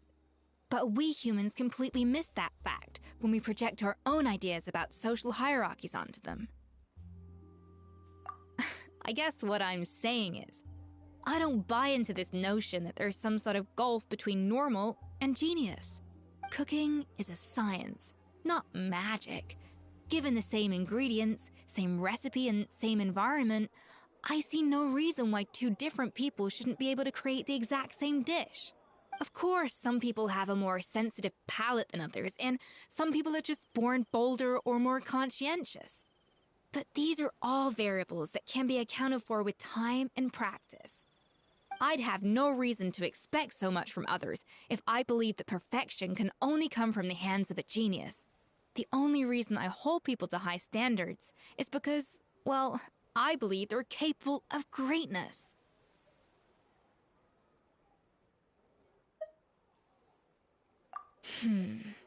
Okay, I've made up my mind. I'm gonna get to the bottom of why Savannah failed. And come tomorrow, I'll give her the scolding of her life, pointing out all the mistakes she's made along the way. Then she'll finally see the error of her ways.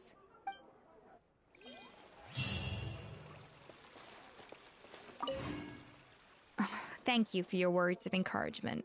I'm gonna head to the Hotel de Boer and spend the night investigating. I guess I'll see you tomorrow. Genius? Calling someone a genius is just another way of saying I'm too lazy to figure out how I need to improve. It's a defeatist attitude and I won't stand for it.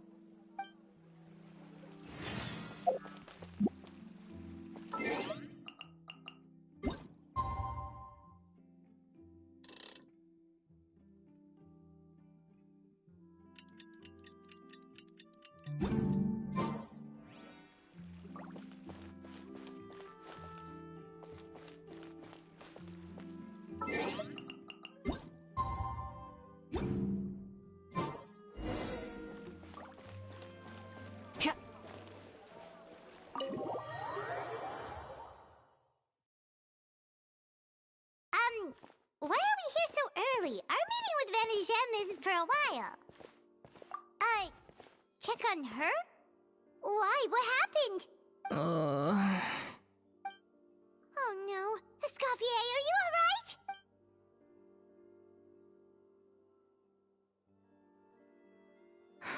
I'm fine.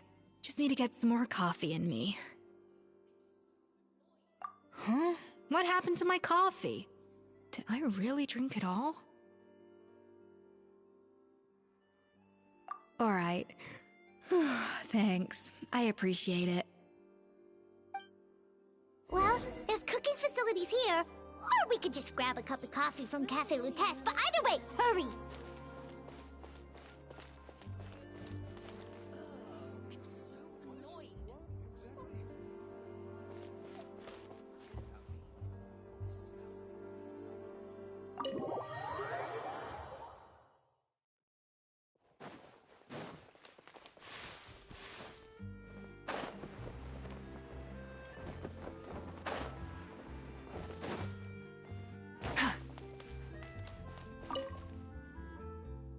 Hello! What can I get for you?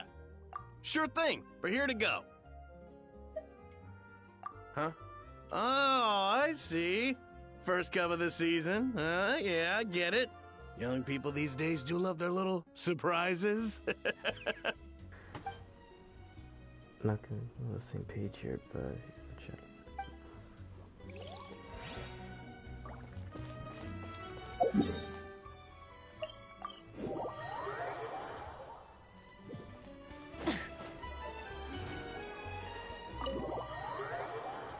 Oh wait, there's more? Wait. Submit a dish containing coffee beans. What?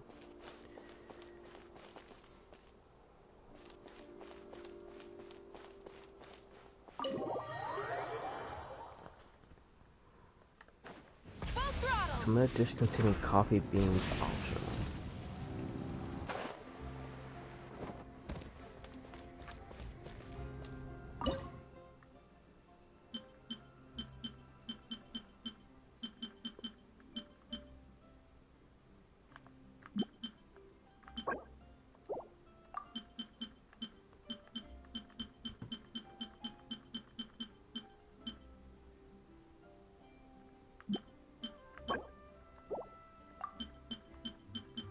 I don't think I even have coffee beans.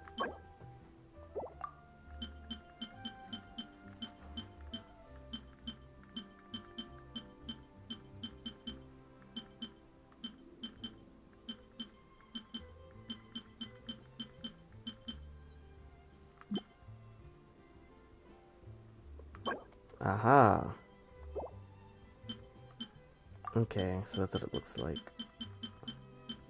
See what else I got.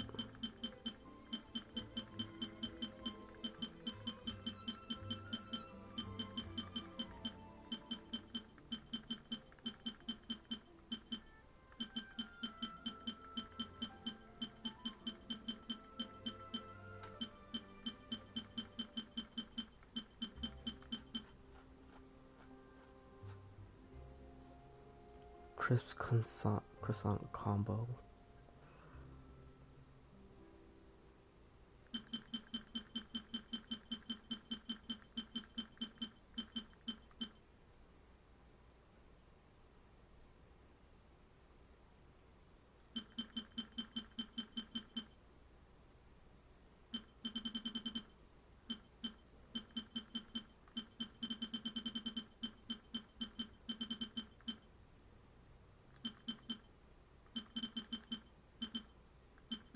Wait, where'd it go?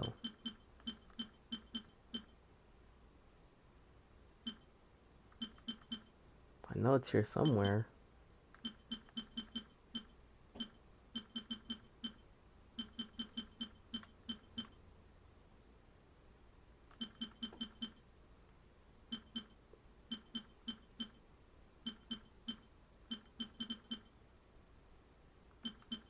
What the hell? I could have sworn I saw it earlier. I want to do the... Not that one.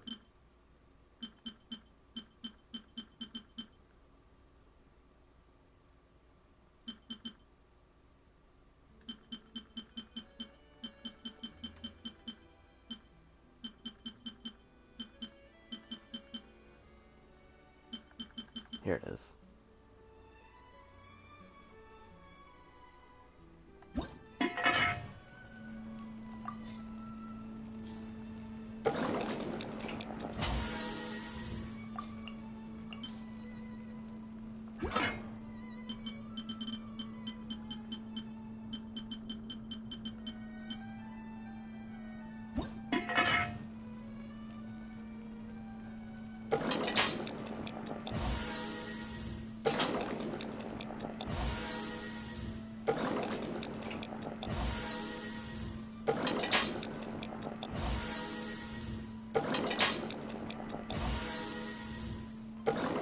I want to see the special dish. Come on. Running out of flour here.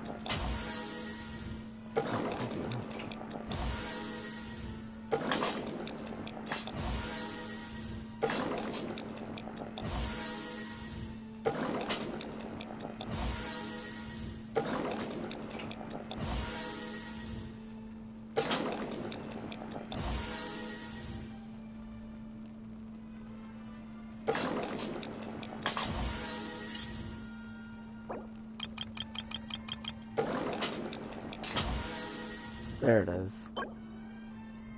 Ooh, okay.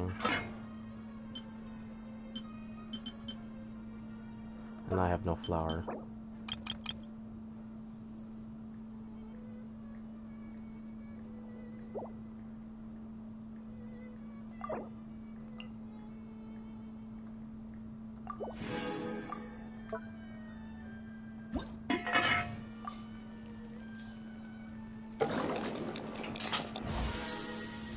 you go. Good enough. Got some options.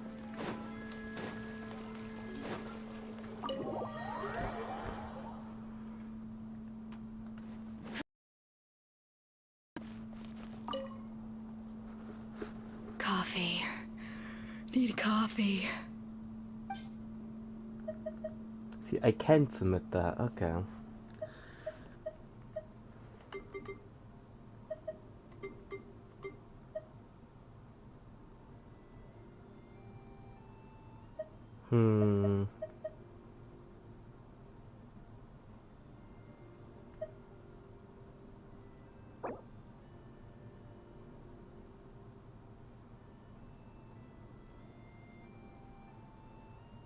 Let's do this. I think this one's perfect for it. Strong, bitter coffee beans, transformed through expert brewing and balanced perfectly with rich, creamy steam milk. Wonderful. I feel much better now. Thank you so much, Traveler and Paimon. Glad to hear it, but make sure to catch up in your sleep when you get the chance. I think I figured out where the problem lies. Honestly, it's ridiculous. I don't know whether to laugh or cry. Wait, what investigation? What are you guys talking about? I'll save it for when everyone else gets here. It's so stupidly small, I can't believe it's caused so much drama.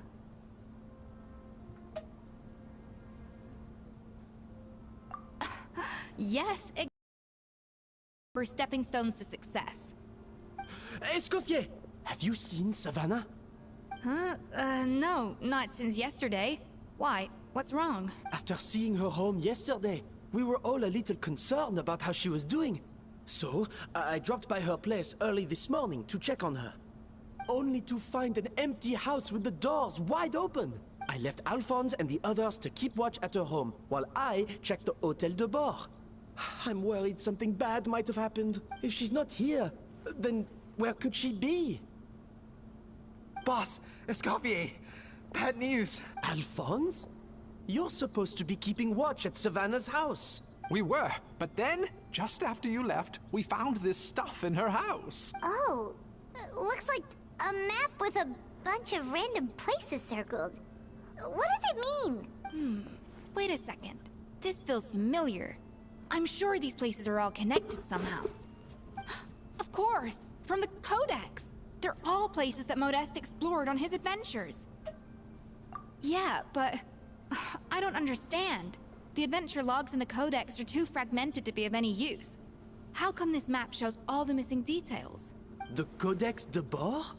Then, this place marked in red out at sea. Could that be the fabled birthplace of Gâteau de Bord? Seriously? So now she set her sights on finding the original recipe and beating Escoffier that way? Geez, Savannah. Anything to overcome a Gâteau plateau, huh? Ugh, idiot. Does she have a death wish? Those ruins are thousands of years old. Hold on. There's more. Besides the map, we also found these letters.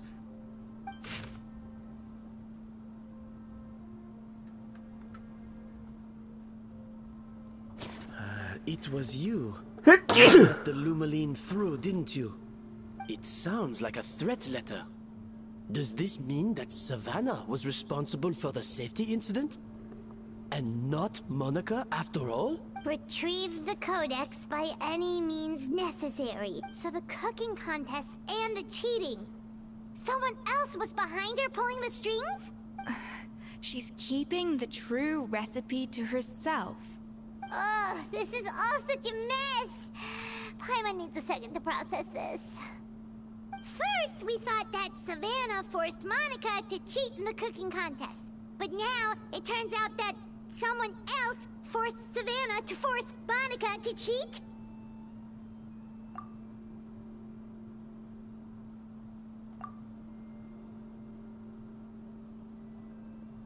You're finally here. Of course. I should have put two and two together as soon as I read your threat letter. The food safety incident, the demand for a cooking contest, the instruction to blackmail Monica, even the suggestion that Escoffier was keeping secrets from me. It was all part of your grand plan, wasn't it, Monica? What the fuck?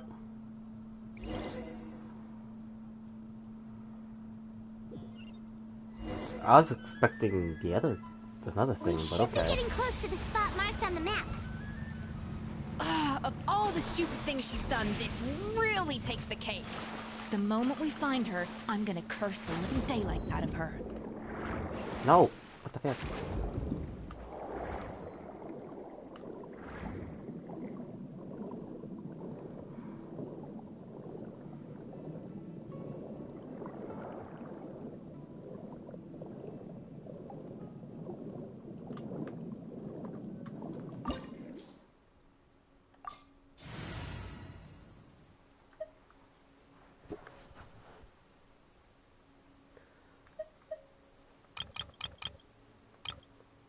It's time.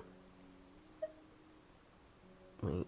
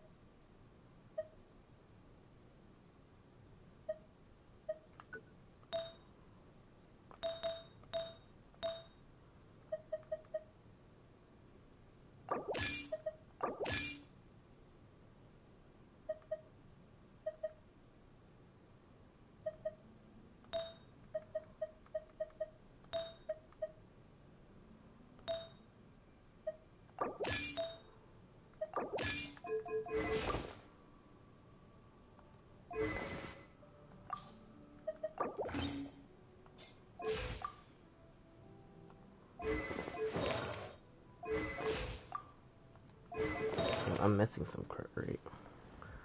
I don't know where though.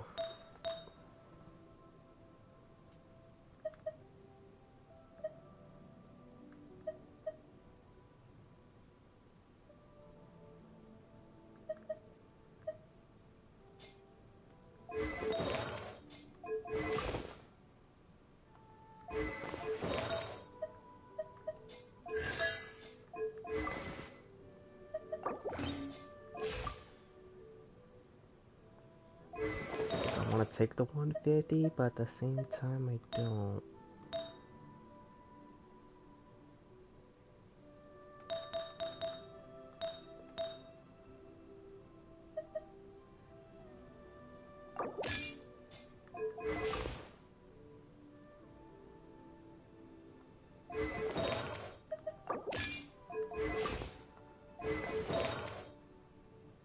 You know what? It should be fine. Right? Finally get to display a fucking Charlotte DPS.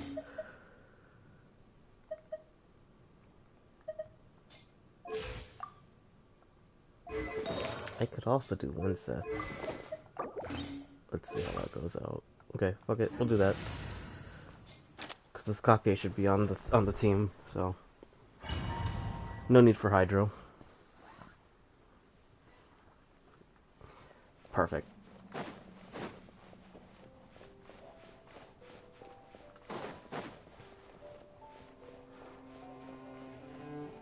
Let's see how much damage I could do.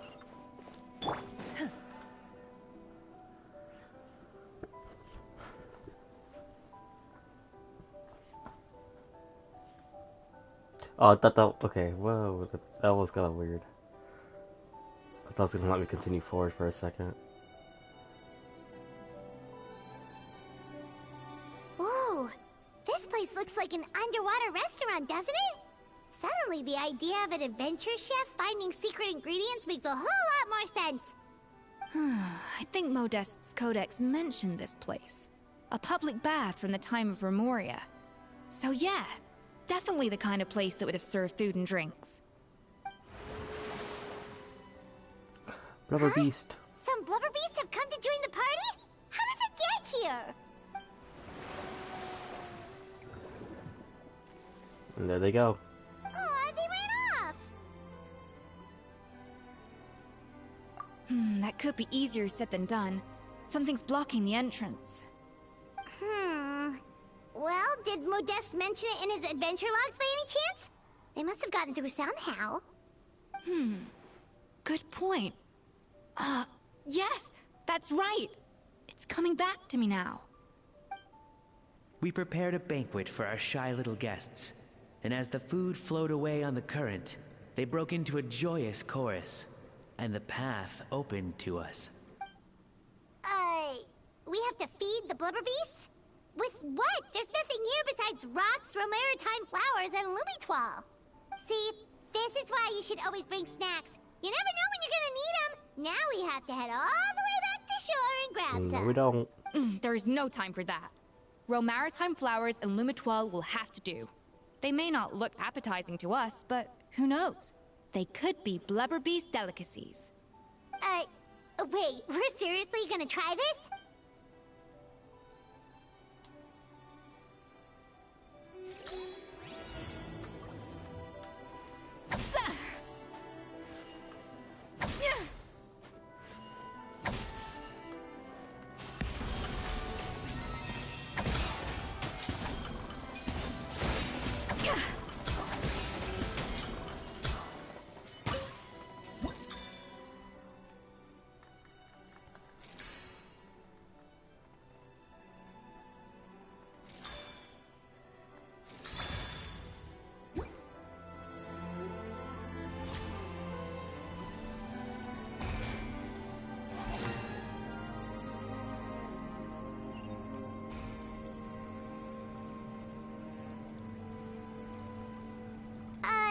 Blubber beasts or not, are we sure this stuff is edible?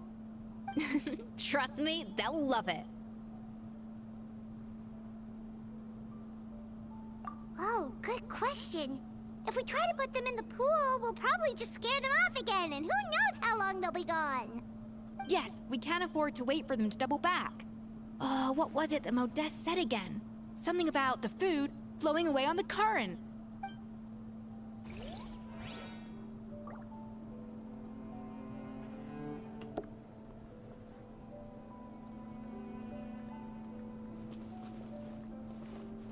Okay, so how do we do that without getting close? Rotate.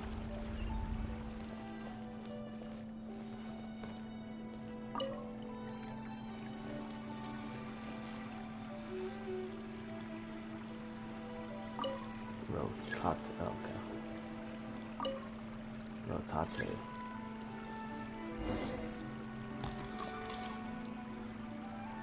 Wow, it's really singing! It must taste better than Paimon thought!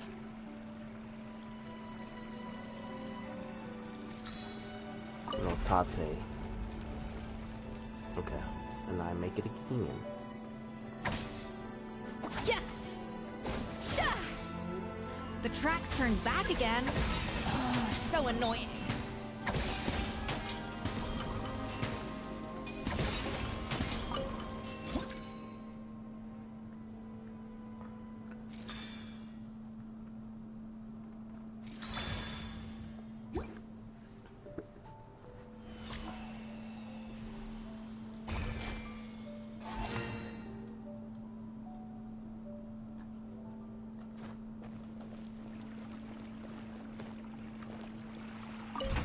Tate. No Tate.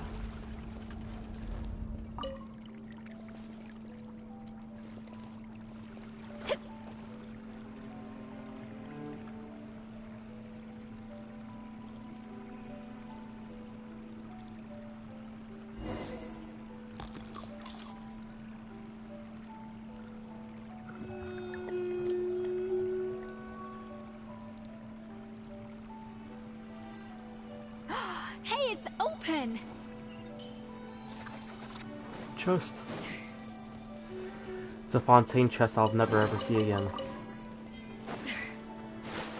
Oops.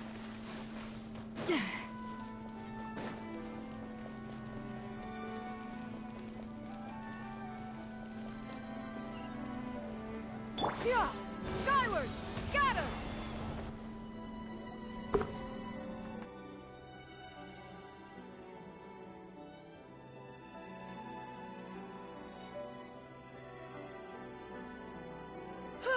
Hey, give me your water. Here. I said your water, the one you just drank out of? Sure.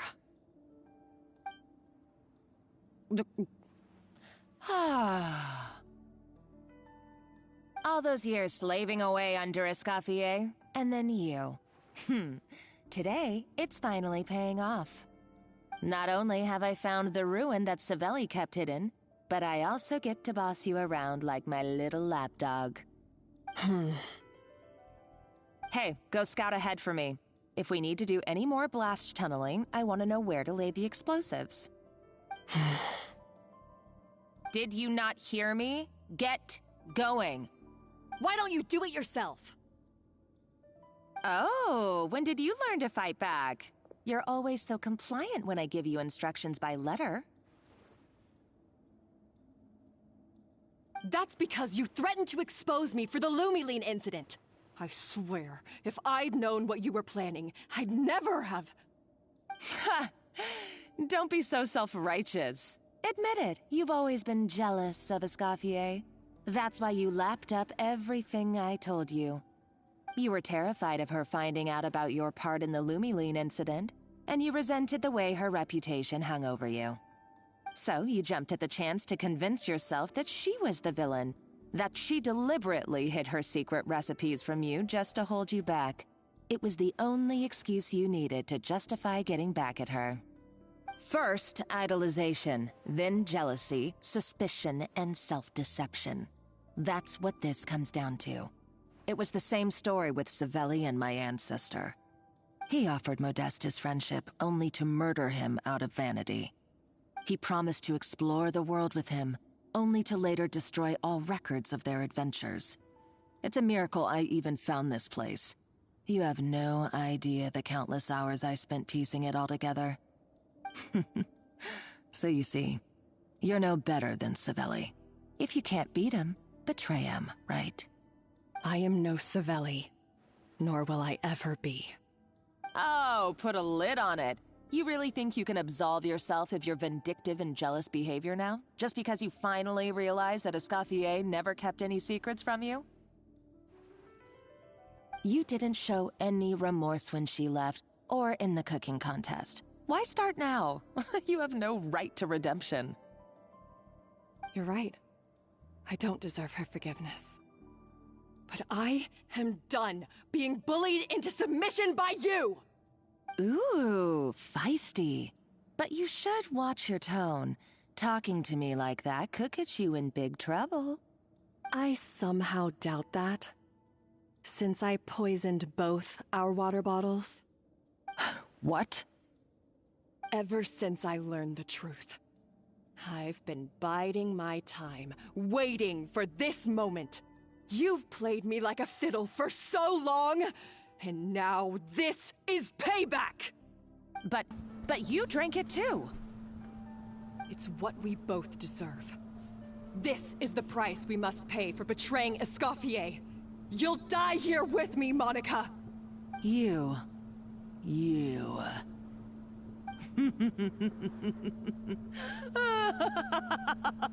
What the fuck? What's so funny? Oh, you're too much. I thought I'd play along for a bit just to amuse myself. You gave a very rousing performance. I saw your dumb plan a mile off. There's no poison in these bottles, just clean, fresh water. No. Revenge is a dish best served cold, you know? Did you really think your half-baked plot would fool me? You're a lousy chef, and you make a lousy villain, too. A complete waste of space. No wonder you never amounted to anything. Everything I ever did was a failure. And now, I failed again, for the last time. Hey, why don't you try your hand at being a comedian in your next life? You got a good laugh out of me. But now the show's over. You should have just done like I asked, Savannah. All I wanted you to do was scout the ruins for me. But you had your chance, and now it's time to say goodbye. Stop right there! Let her go, Monica! We've got you surrounded! Escoffier? Ugh, looks like I'll have to keep you around for a little longer. You can't! Stay back if you want her alive! Escoffier and the Traveler. I can't take you both on in combat, but if you so much as flinch, I can end Savannah's life in a heartbeat. Monica, what are you hoping to achieve by this? You're about to commit murder, and for what? A recipe? A recipe? You chefs are all blinded by your myopic focus on kitchen affairs. Well, some of us actually have bigger fish to fry. Modeste had a secret. The truth behind his so-called genius, the je ne sais quoi factor in his Gâteau de Bourg, and it's right here in these ruins. Are you serious? You're here because of a Gâteau de Bourg obsession? You've gone completely mad. I couldn't care less about the cake itself. No, the real treasure is the secret ingredient that Modeste sourced from these ruins. He and Savelli were fools. A priceless treasure of Remoria in the palms of their hands, and they thought, ooh, this would go great in our cake mix.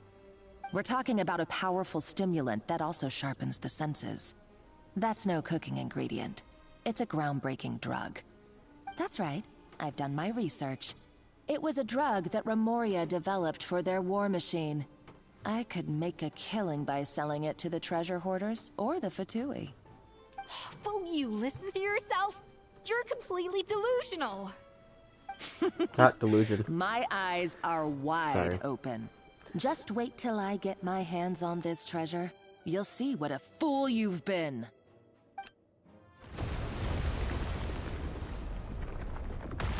Wait, what's that sound? Just when I thought she couldn't get any crazier. She's lucky the whole place didn't collapse. Uh-oh, Savannah's gone too! Monica must have taken her. Oh, what a coward. She's only taken her hostage because she knows that she's no match for you. That's true. Even if she finds the treasure, she'll need Savannah alive if she wants to get out of here in one piece. Oh, well, our path's been blocked, so let's look for another route.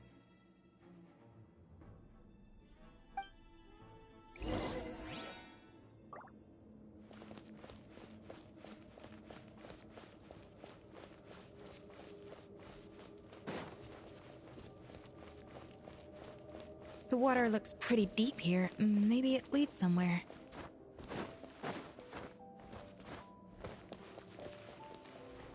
Looking for chests. There's gotta be a chest in here, right?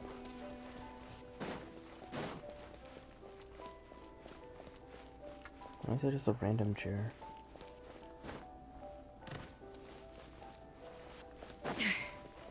Okay, I guess no chest then.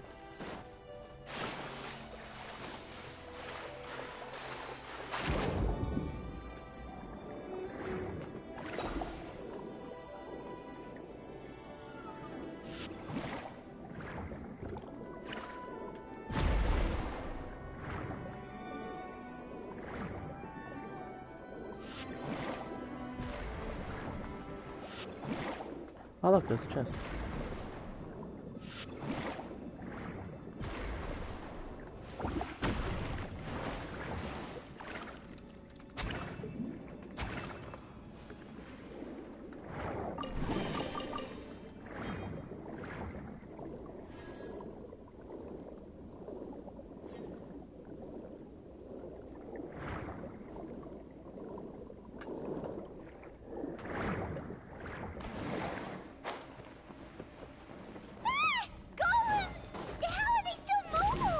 They were probably awakened by the explosion just then.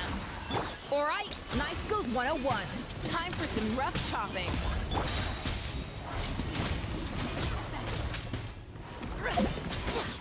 I'm trying to do this. There's none to lose.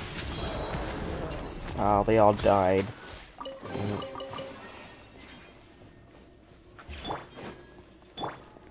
They all died too fast.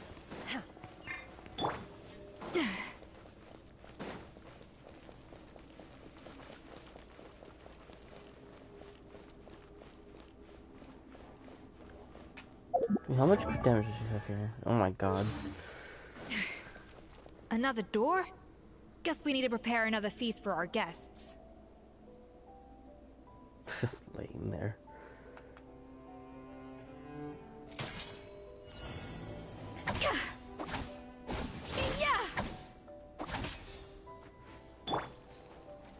Hold that pose!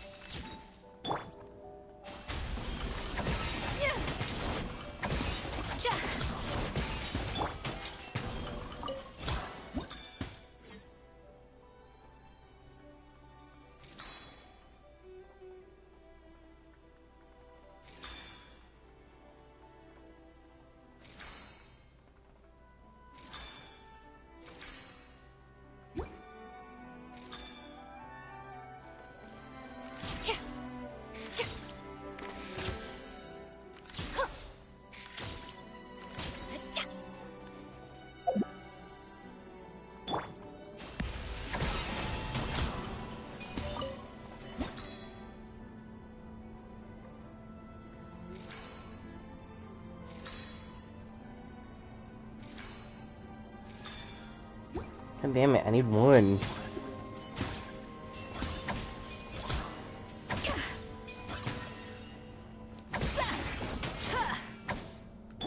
Say cheese! Obey!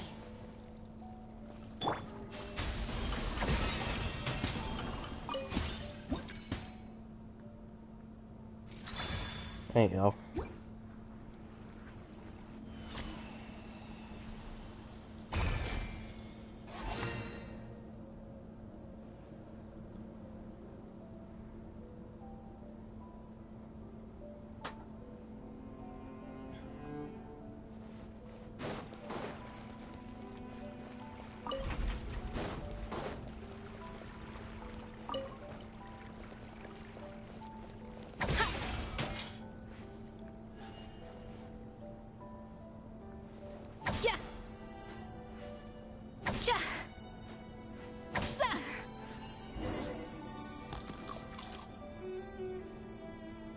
It seems to really like the texture of Rome Maritime flowers.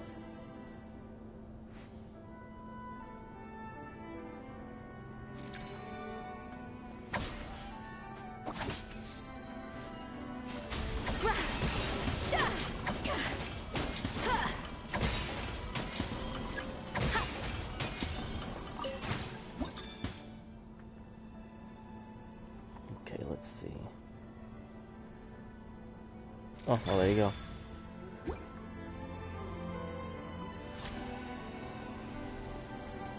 Hold up.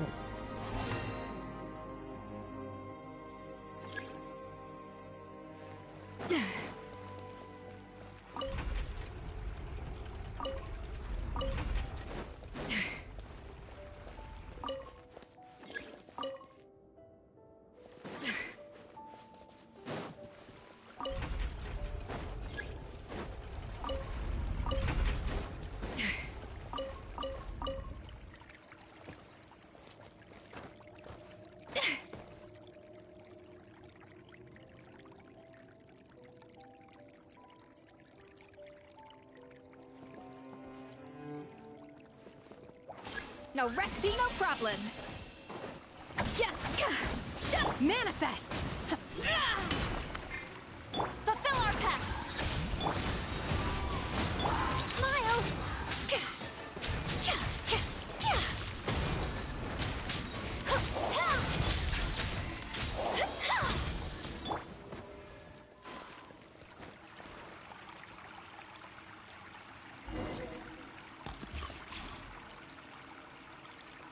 I never knew you could process Lumitwol like that. Alright, I've got to jot this down. Lumitwols and Romaritime flowers. This could open the door to a whole new world. Yep, that's literally the plan. Wait, hold on. Which door are you talking about?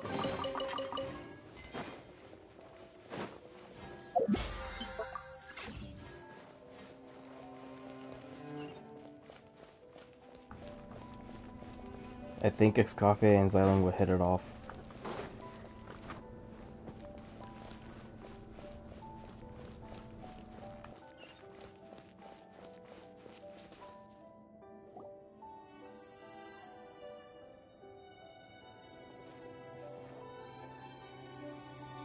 That's strange.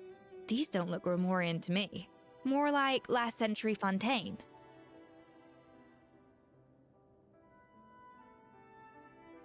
Adventurers from last century Fontaine, huh?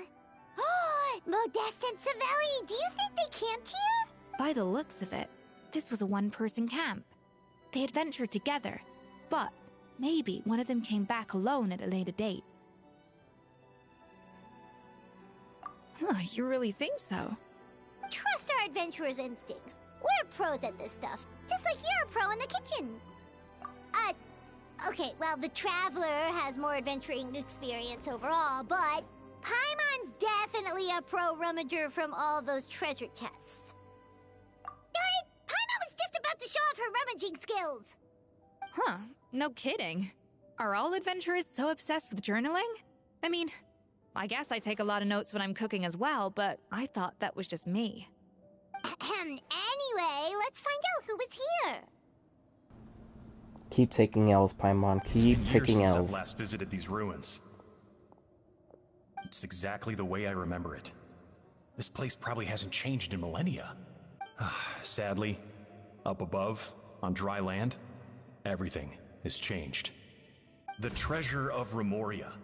That's what we used to call it. Modeste was right about its potential. It turned Gâteau de Bourg into a national sensation. Our limited stock of the substance meant that the gâteau could only be produced on a small scale. But this only drove up the popularity all the more. Modeste was right about that too. He predicted all of it. He was praised as a genius, while I, as the one person who'd ever disagreed with him, was labeled a talentless fool. Modeste tried his best to console me, but I knew better than anyone just how great the gulf was between us. Our conversations grew scarce, and we saw less and less of each other. I didn't fight it. He had new friends and a career of his own. Why invite further disdain by inserting myself where I did not belong? I told myself that maybe one day, when I finally created a masterpiece of my own, I'd be able to face him without shame.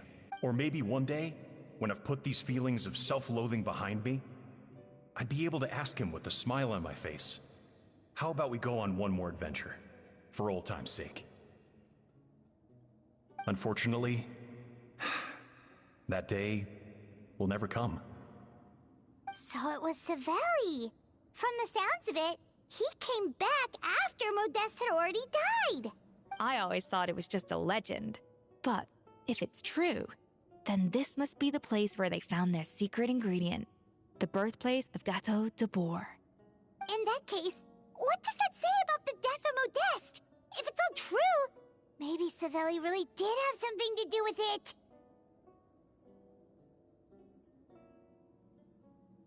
The taste of Gâteau de Bourg has changed. Modeste was convinced of this, even though everyone swore they couldn't tell. Being the perfectionist that he was, he refused to accept even the slightest flaw in his work. He stopped all sales of the product, locked himself away in the kitchen, and worked day and night, vowing to find out where he had gone wrong. But as he baked and taste tested over and over again, he found he only strayed further and further from the original taste. It was only when he was sipping on coffee one day and realized he could not taste the bitterness that the truth finally dawned on him. What had changed was not the gâteau, but his sense of taste. The treasure of Remoria stimulates the senses, taste included, and invigorates the spirit. In the short term, it offers people the ultimate gourmet experience, but in the long term, it dulls their senses entirely. In hindsight, it made perfect sense. After all, why would a culture that sought liberation from the constraints of their bodies care for the loss of their senses? But we realized it too late. We were just too late. Over the course of his many culinary experiments, Modeste exhausted the remaining supply of the treasure of Remoria. He consumed it all himself. The finest culinary talent of his generation now faced a future in which he would never be able to taste anything ever again. Finally, in despair, he took his own life. And because we had become estranged, I could not be there to stop him, to offer some words of comfort, or even to say goodbye. Yet despite everything, he sent me his final letter. The treasure of Remoria? Guess Monica was really onto something. It really was a kind of drug. So, Modeste chose to end his own life. Then, why all the rumors that Savelli murdered him? Also, neither the Codex nor any other contemporary records make any mention of the treasure of Remoria. It's almost as if someone deliberately erased it from history. Modeste told me everything in his final letter. His was a tale of how even a genius could fail, and how much more devastating it is when it happens. Did he hope I would gain some personal catharsis from knowing the truth? Or maybe he wished for me to warn the public about the dangers of Gâteau de Bourg, proving that I had been right all along. But if the public ever learned how Modeste's greatest triumph became his undoing, his fall from grace would be swift and merciless. 1 minute a genius, the next a joke. It would surely spell the end for his restaurant too. What would be his legacy then? How would future generations view everything we built together? I fear the scorn I have faced these last years would pale in comparison to the scorn shown to him by the history books. I cannot let that come to pass. I will do what I must to protect his name. It will mean tampering with his notes to remove the damning details, leaving mere fragments of our story behind. It may lead his family to suspect me of having a hand in his demise. But if that's the price of destroying all evidence of my crimes, then so be it. I would rather the world believe a tale of genius and jealousy than see his reputation in tatters. The final loose end is the evidence here, at the bottom of the sea. Huh? What's wrong? Didn't we say Savannah should be safe for now? So we thought, but if Monica finds out what happened to the treasure, there's no telling what she might do.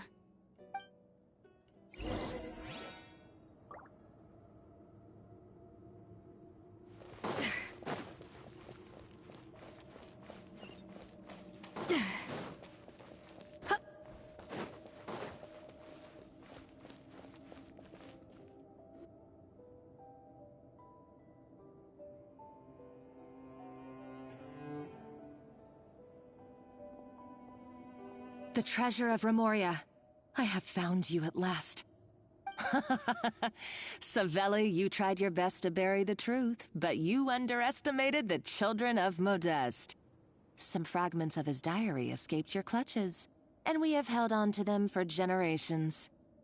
But I have to thank you too, Savannah.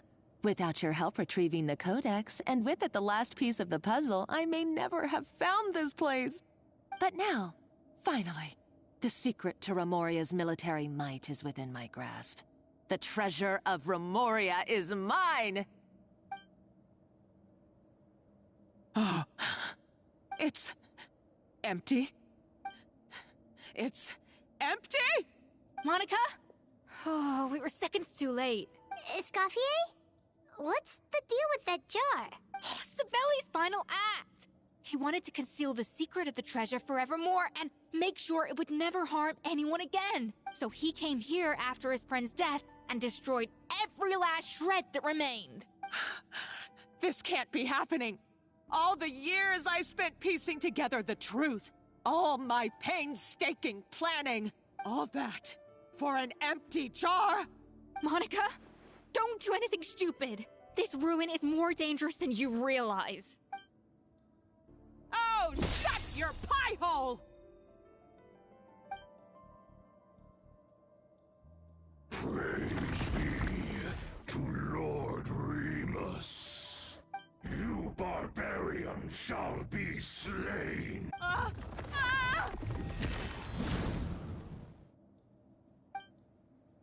She's a nutcase! A liability to herself and everyone else! Well, now it's up to us to clean up the mess she's made. Take these golems out!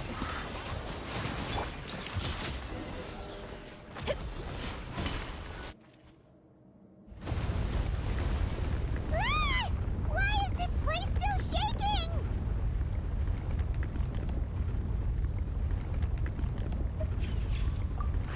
Either way, it's all her fault. Enough chit-chat. Let's get out of here, Traveler Escoffier, come on! Okay, I'm coming. Oh, no you don't. If I can't get what I want, neither will any of you. I've got nothing to show for my life's work so far.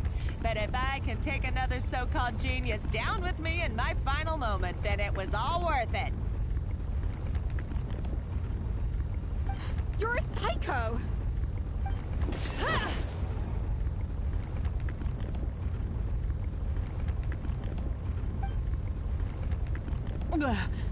Savannah? When did you wake up? I may be a lousy chef, but it looks like I'm not a complete waste of space. Traveler? Okay, let's go!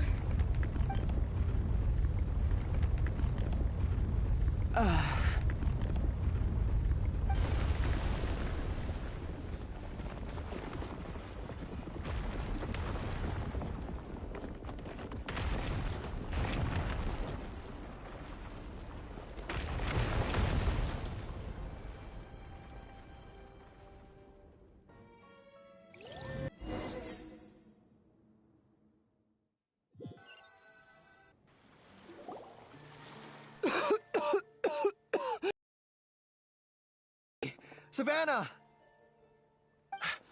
Traveler! And Paimon! Venejem! What are you all doing here? What did you expect us to do? Stay at the restaurant and sit on our merry derrieres? While the Traveler and Escoffier were out here risking their lives? We had to do something. Even though that something ended up being, well, waiting for you here instead. I don't deserve any of you. And I certainly don't deserve to be your head chef. It was my fault Escoffier had to leave. Then I couldn't live up to her standards. I acted like a tyrant in the kitchen. And now I almost got myself killed. Come back, Escoffier. Come and be our head chef again. I'll never be able to replace you. Okay, so everything I said to you the day I left, it just went in one ear and out the other? Huh? Sorry, I was kinda in my own head at the time. All I could think about was the Lumiline situation. What was it you said again? Forget it. It doesn't matter. Anyway, I didn't leave this job because of you. And you're not nearly as awful a chef as you think. If you were that bad, why would all your staff show up here for you? Escoffier's right. Sure, you nitpick our work and get us to do things over a lot. But when it comes down to it, you're the one who's always doing whatever it takes to make sure the customers get served on time, every time. Things were pretty rough after Escoffier left, and Savannah's the only reason we've been able to make it through. Our customers know that Escoffier doesn't work for us anymore. But the fact is, they keep coming back. If that's not an endorsement of your work, I don't know what is. At the end of the day, we're all human, and we all make mistakes. All we can do is recognize where we get it wrong and do our best to improve. That's all that's humanly possible. No, I get what you're saying, but what I did to Firmin and to Escoffier, it's unforgivable. Well, about that, there's someone else here to see you, Chef. It's been a while, Chef Savannah. Firmin? I'm so sorry. I put far too much pressure on you. And the way I stubbornly refused to go and see you after you fell ill. There's no excuse. But I'm too late, aren't I? The damage is done. I heard that you can't even hold a kitchen knife anymore. Actually, I think I'm going to be just fine. Huh? We thought Firmin's problem was purely psychological in nature.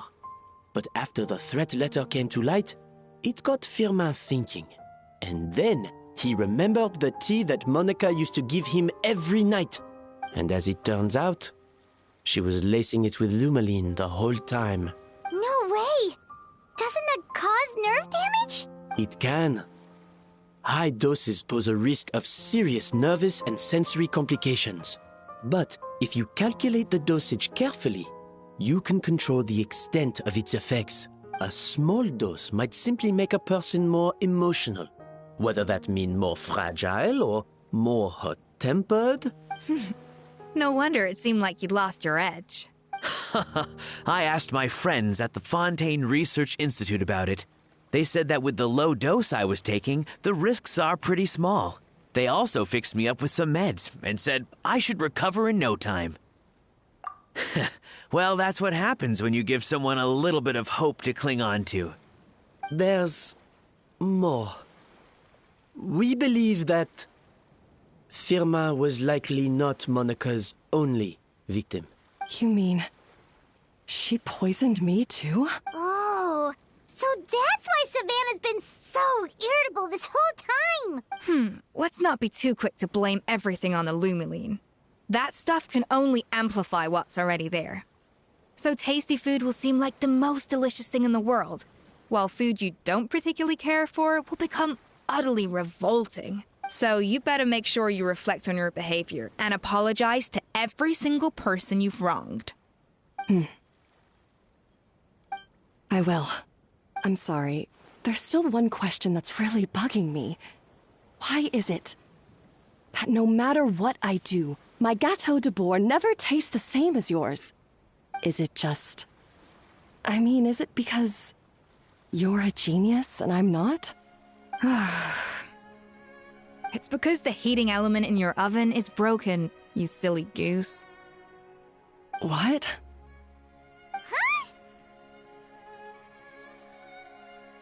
I felt like something was off during the cooking contest.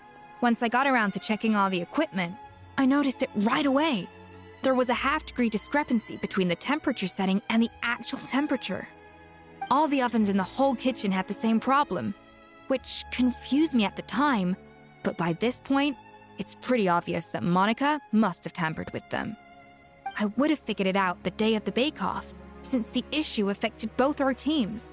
But of course, Monica sabotaged mine so that could never happen. No. I spent so long trying to find out where I was going wrong, and then you pinpoint the problem in just one night?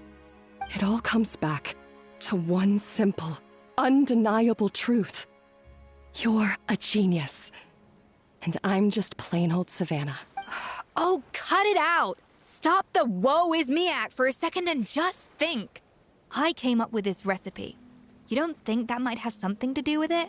Do you know how long I spent perfecting my Gâteau de Bourg? 3 years! 3 whole years! I know this dish inside out, back to front and upside down. And you've been head chef now for what, 6 months? If that? A couple hundred failed attempts, and you're gonna throw in the kitchen towel? And declare you'll never be successful because you're not a genius? You clearly have no idea how many kitchen failures I've had under my belt. or just how long it took me to finally get my recipe to a level I was satisfied with. Genius or not, everyone makes mistakes. Modeste did, Savelli did, everyone does. You're only a lousy chef if you don't face up to your mistakes, learn from them, and then keep chipping away until you crack the problem once and for all. Surely you haven't forgotten all that. You were no lousy chef back when I handed you the reins. I haven't forgotten. And I'll make sure I never do. That's our head chef.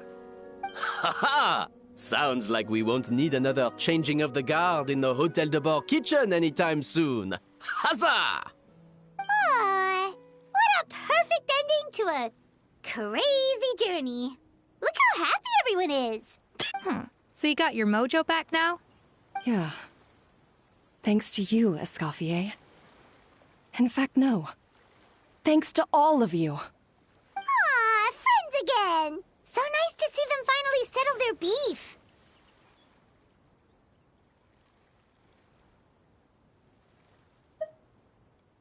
Good. So now that's out of the way. It's time for payback. You cheated in our last bake-off, and I demand a rematch right now. Huh? But that was mostly Monica's fault, wasn't it? Right. And also, does it have to be right now? Savannah's only just got her mojo back, and you barely escaped from a death trap. No excuses. This is a cooking contest between two top chefs, and nothing will stand in its way. So grab your spatula and get ready, because this rematch is happening today, right now, this instant.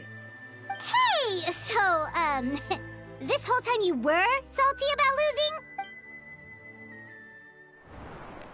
The second cooking contest commences now! This time, no more games, and no holding back!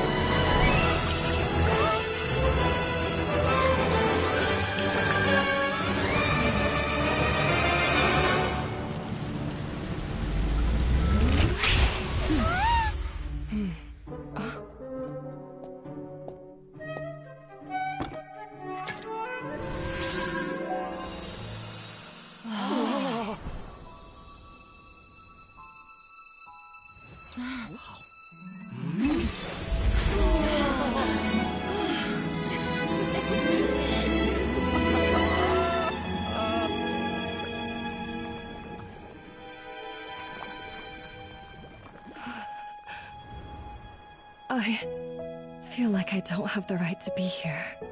Hey, what are you so afraid of? You can't unbake it now. And if you don't serve it, then good or bad, you'll never find out how to improve. If you're too scared to fail, you'll never know what real success tastes like. So? Embrace your failure. Taste it. Digest it. That's the way to success. I don't know. Sounds like it's easier said than done. I'll do it.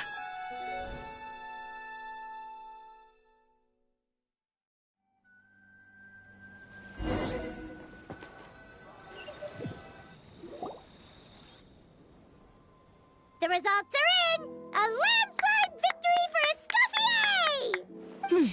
Quite rightly, too. Piece of cake.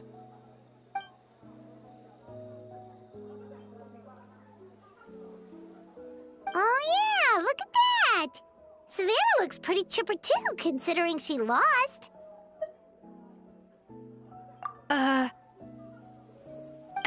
Now, where were we?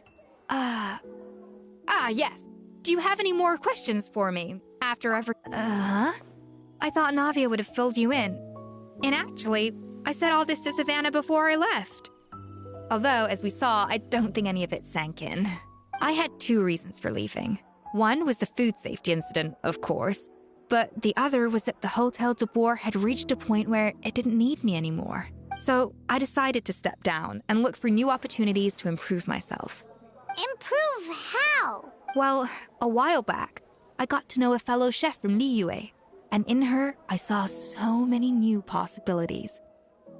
She has that same adventurous spirit that Modeste and Sibeli had in their youth. Slime mucus, lizard tails. With her, nothing's off the table. There's a whole world of new flavors out there waiting to be explored, hiding away. Look. Case in point, remember those Romaritime flowers down in the ruins? I used them in the cooking contest just now. Did you taste the difference? What? Paimon didn't notice at all! Half of the art of cooking is dissecting the recipes of previous chefs and figuring out the exact constellation of elements that gave their work its signature taste. And the other half, it lies in freeing yourself from the confines of the kitchen. You've got to go out and explore the endless possibilities out there. Uh-oh. Paimon's suddenly not sure she wants to try your cooking anymore.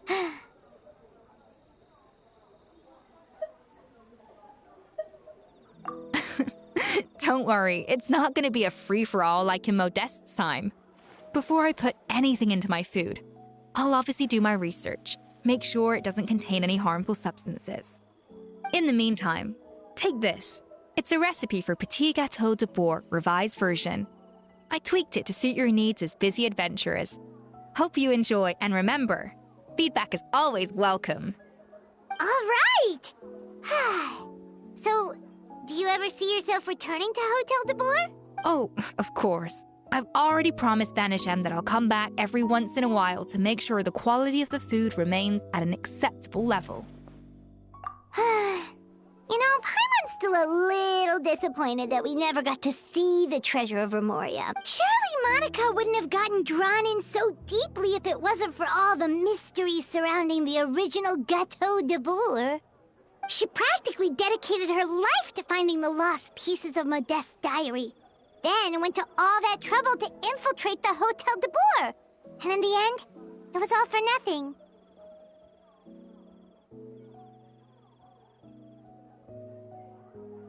Since you mentioned the treasure, between Modeste's writings and what we saw in those ruins, I think I may have figured out the truth. The so-called treasure of Remoria was most likely a substance that the Remorians extracted from Lumitoiles, better known to us as Lumiline. Huh? So then, why all the hype back in the early days of Gâteau de Bourg? Don't forget, it was a very different era. We could barely even refine sugar back then, so desserts were very much in their infancy. In a world of bland food, it's no wonder that the first thing to really excite people's taste buds took the world by storm. And as for the Lumiline, it may well have been somewhat valuable in ancient times. But these days, it's just another drug from the Fontaine Research Institute. Even if Sibeli hadn't destroyed it all, I doubt it would be worth that much these days. So after all that, there was nothing in those ruins but worthless junk. Feels strange to say it, but Paimon almost feels sorry for Monica. She sacrificed it all only to get nothing in return. Hey! Huh? Navia? You just got back from that underwater ruin, right? Well, check it out. They ran a special issue. Did you see anything like this down there? Freshly unearthed from the ruins of Remoria. A magnificent jar thought to be over 1,000 years old. Experts say it has immense artistic and historical value. It could be worth an absolute fortune. Wait! Isn't that the jar they used to hold the treasure? If only it was still in one piece. Some butterfingers must have dropped it or something. Ugh, it's such a shame.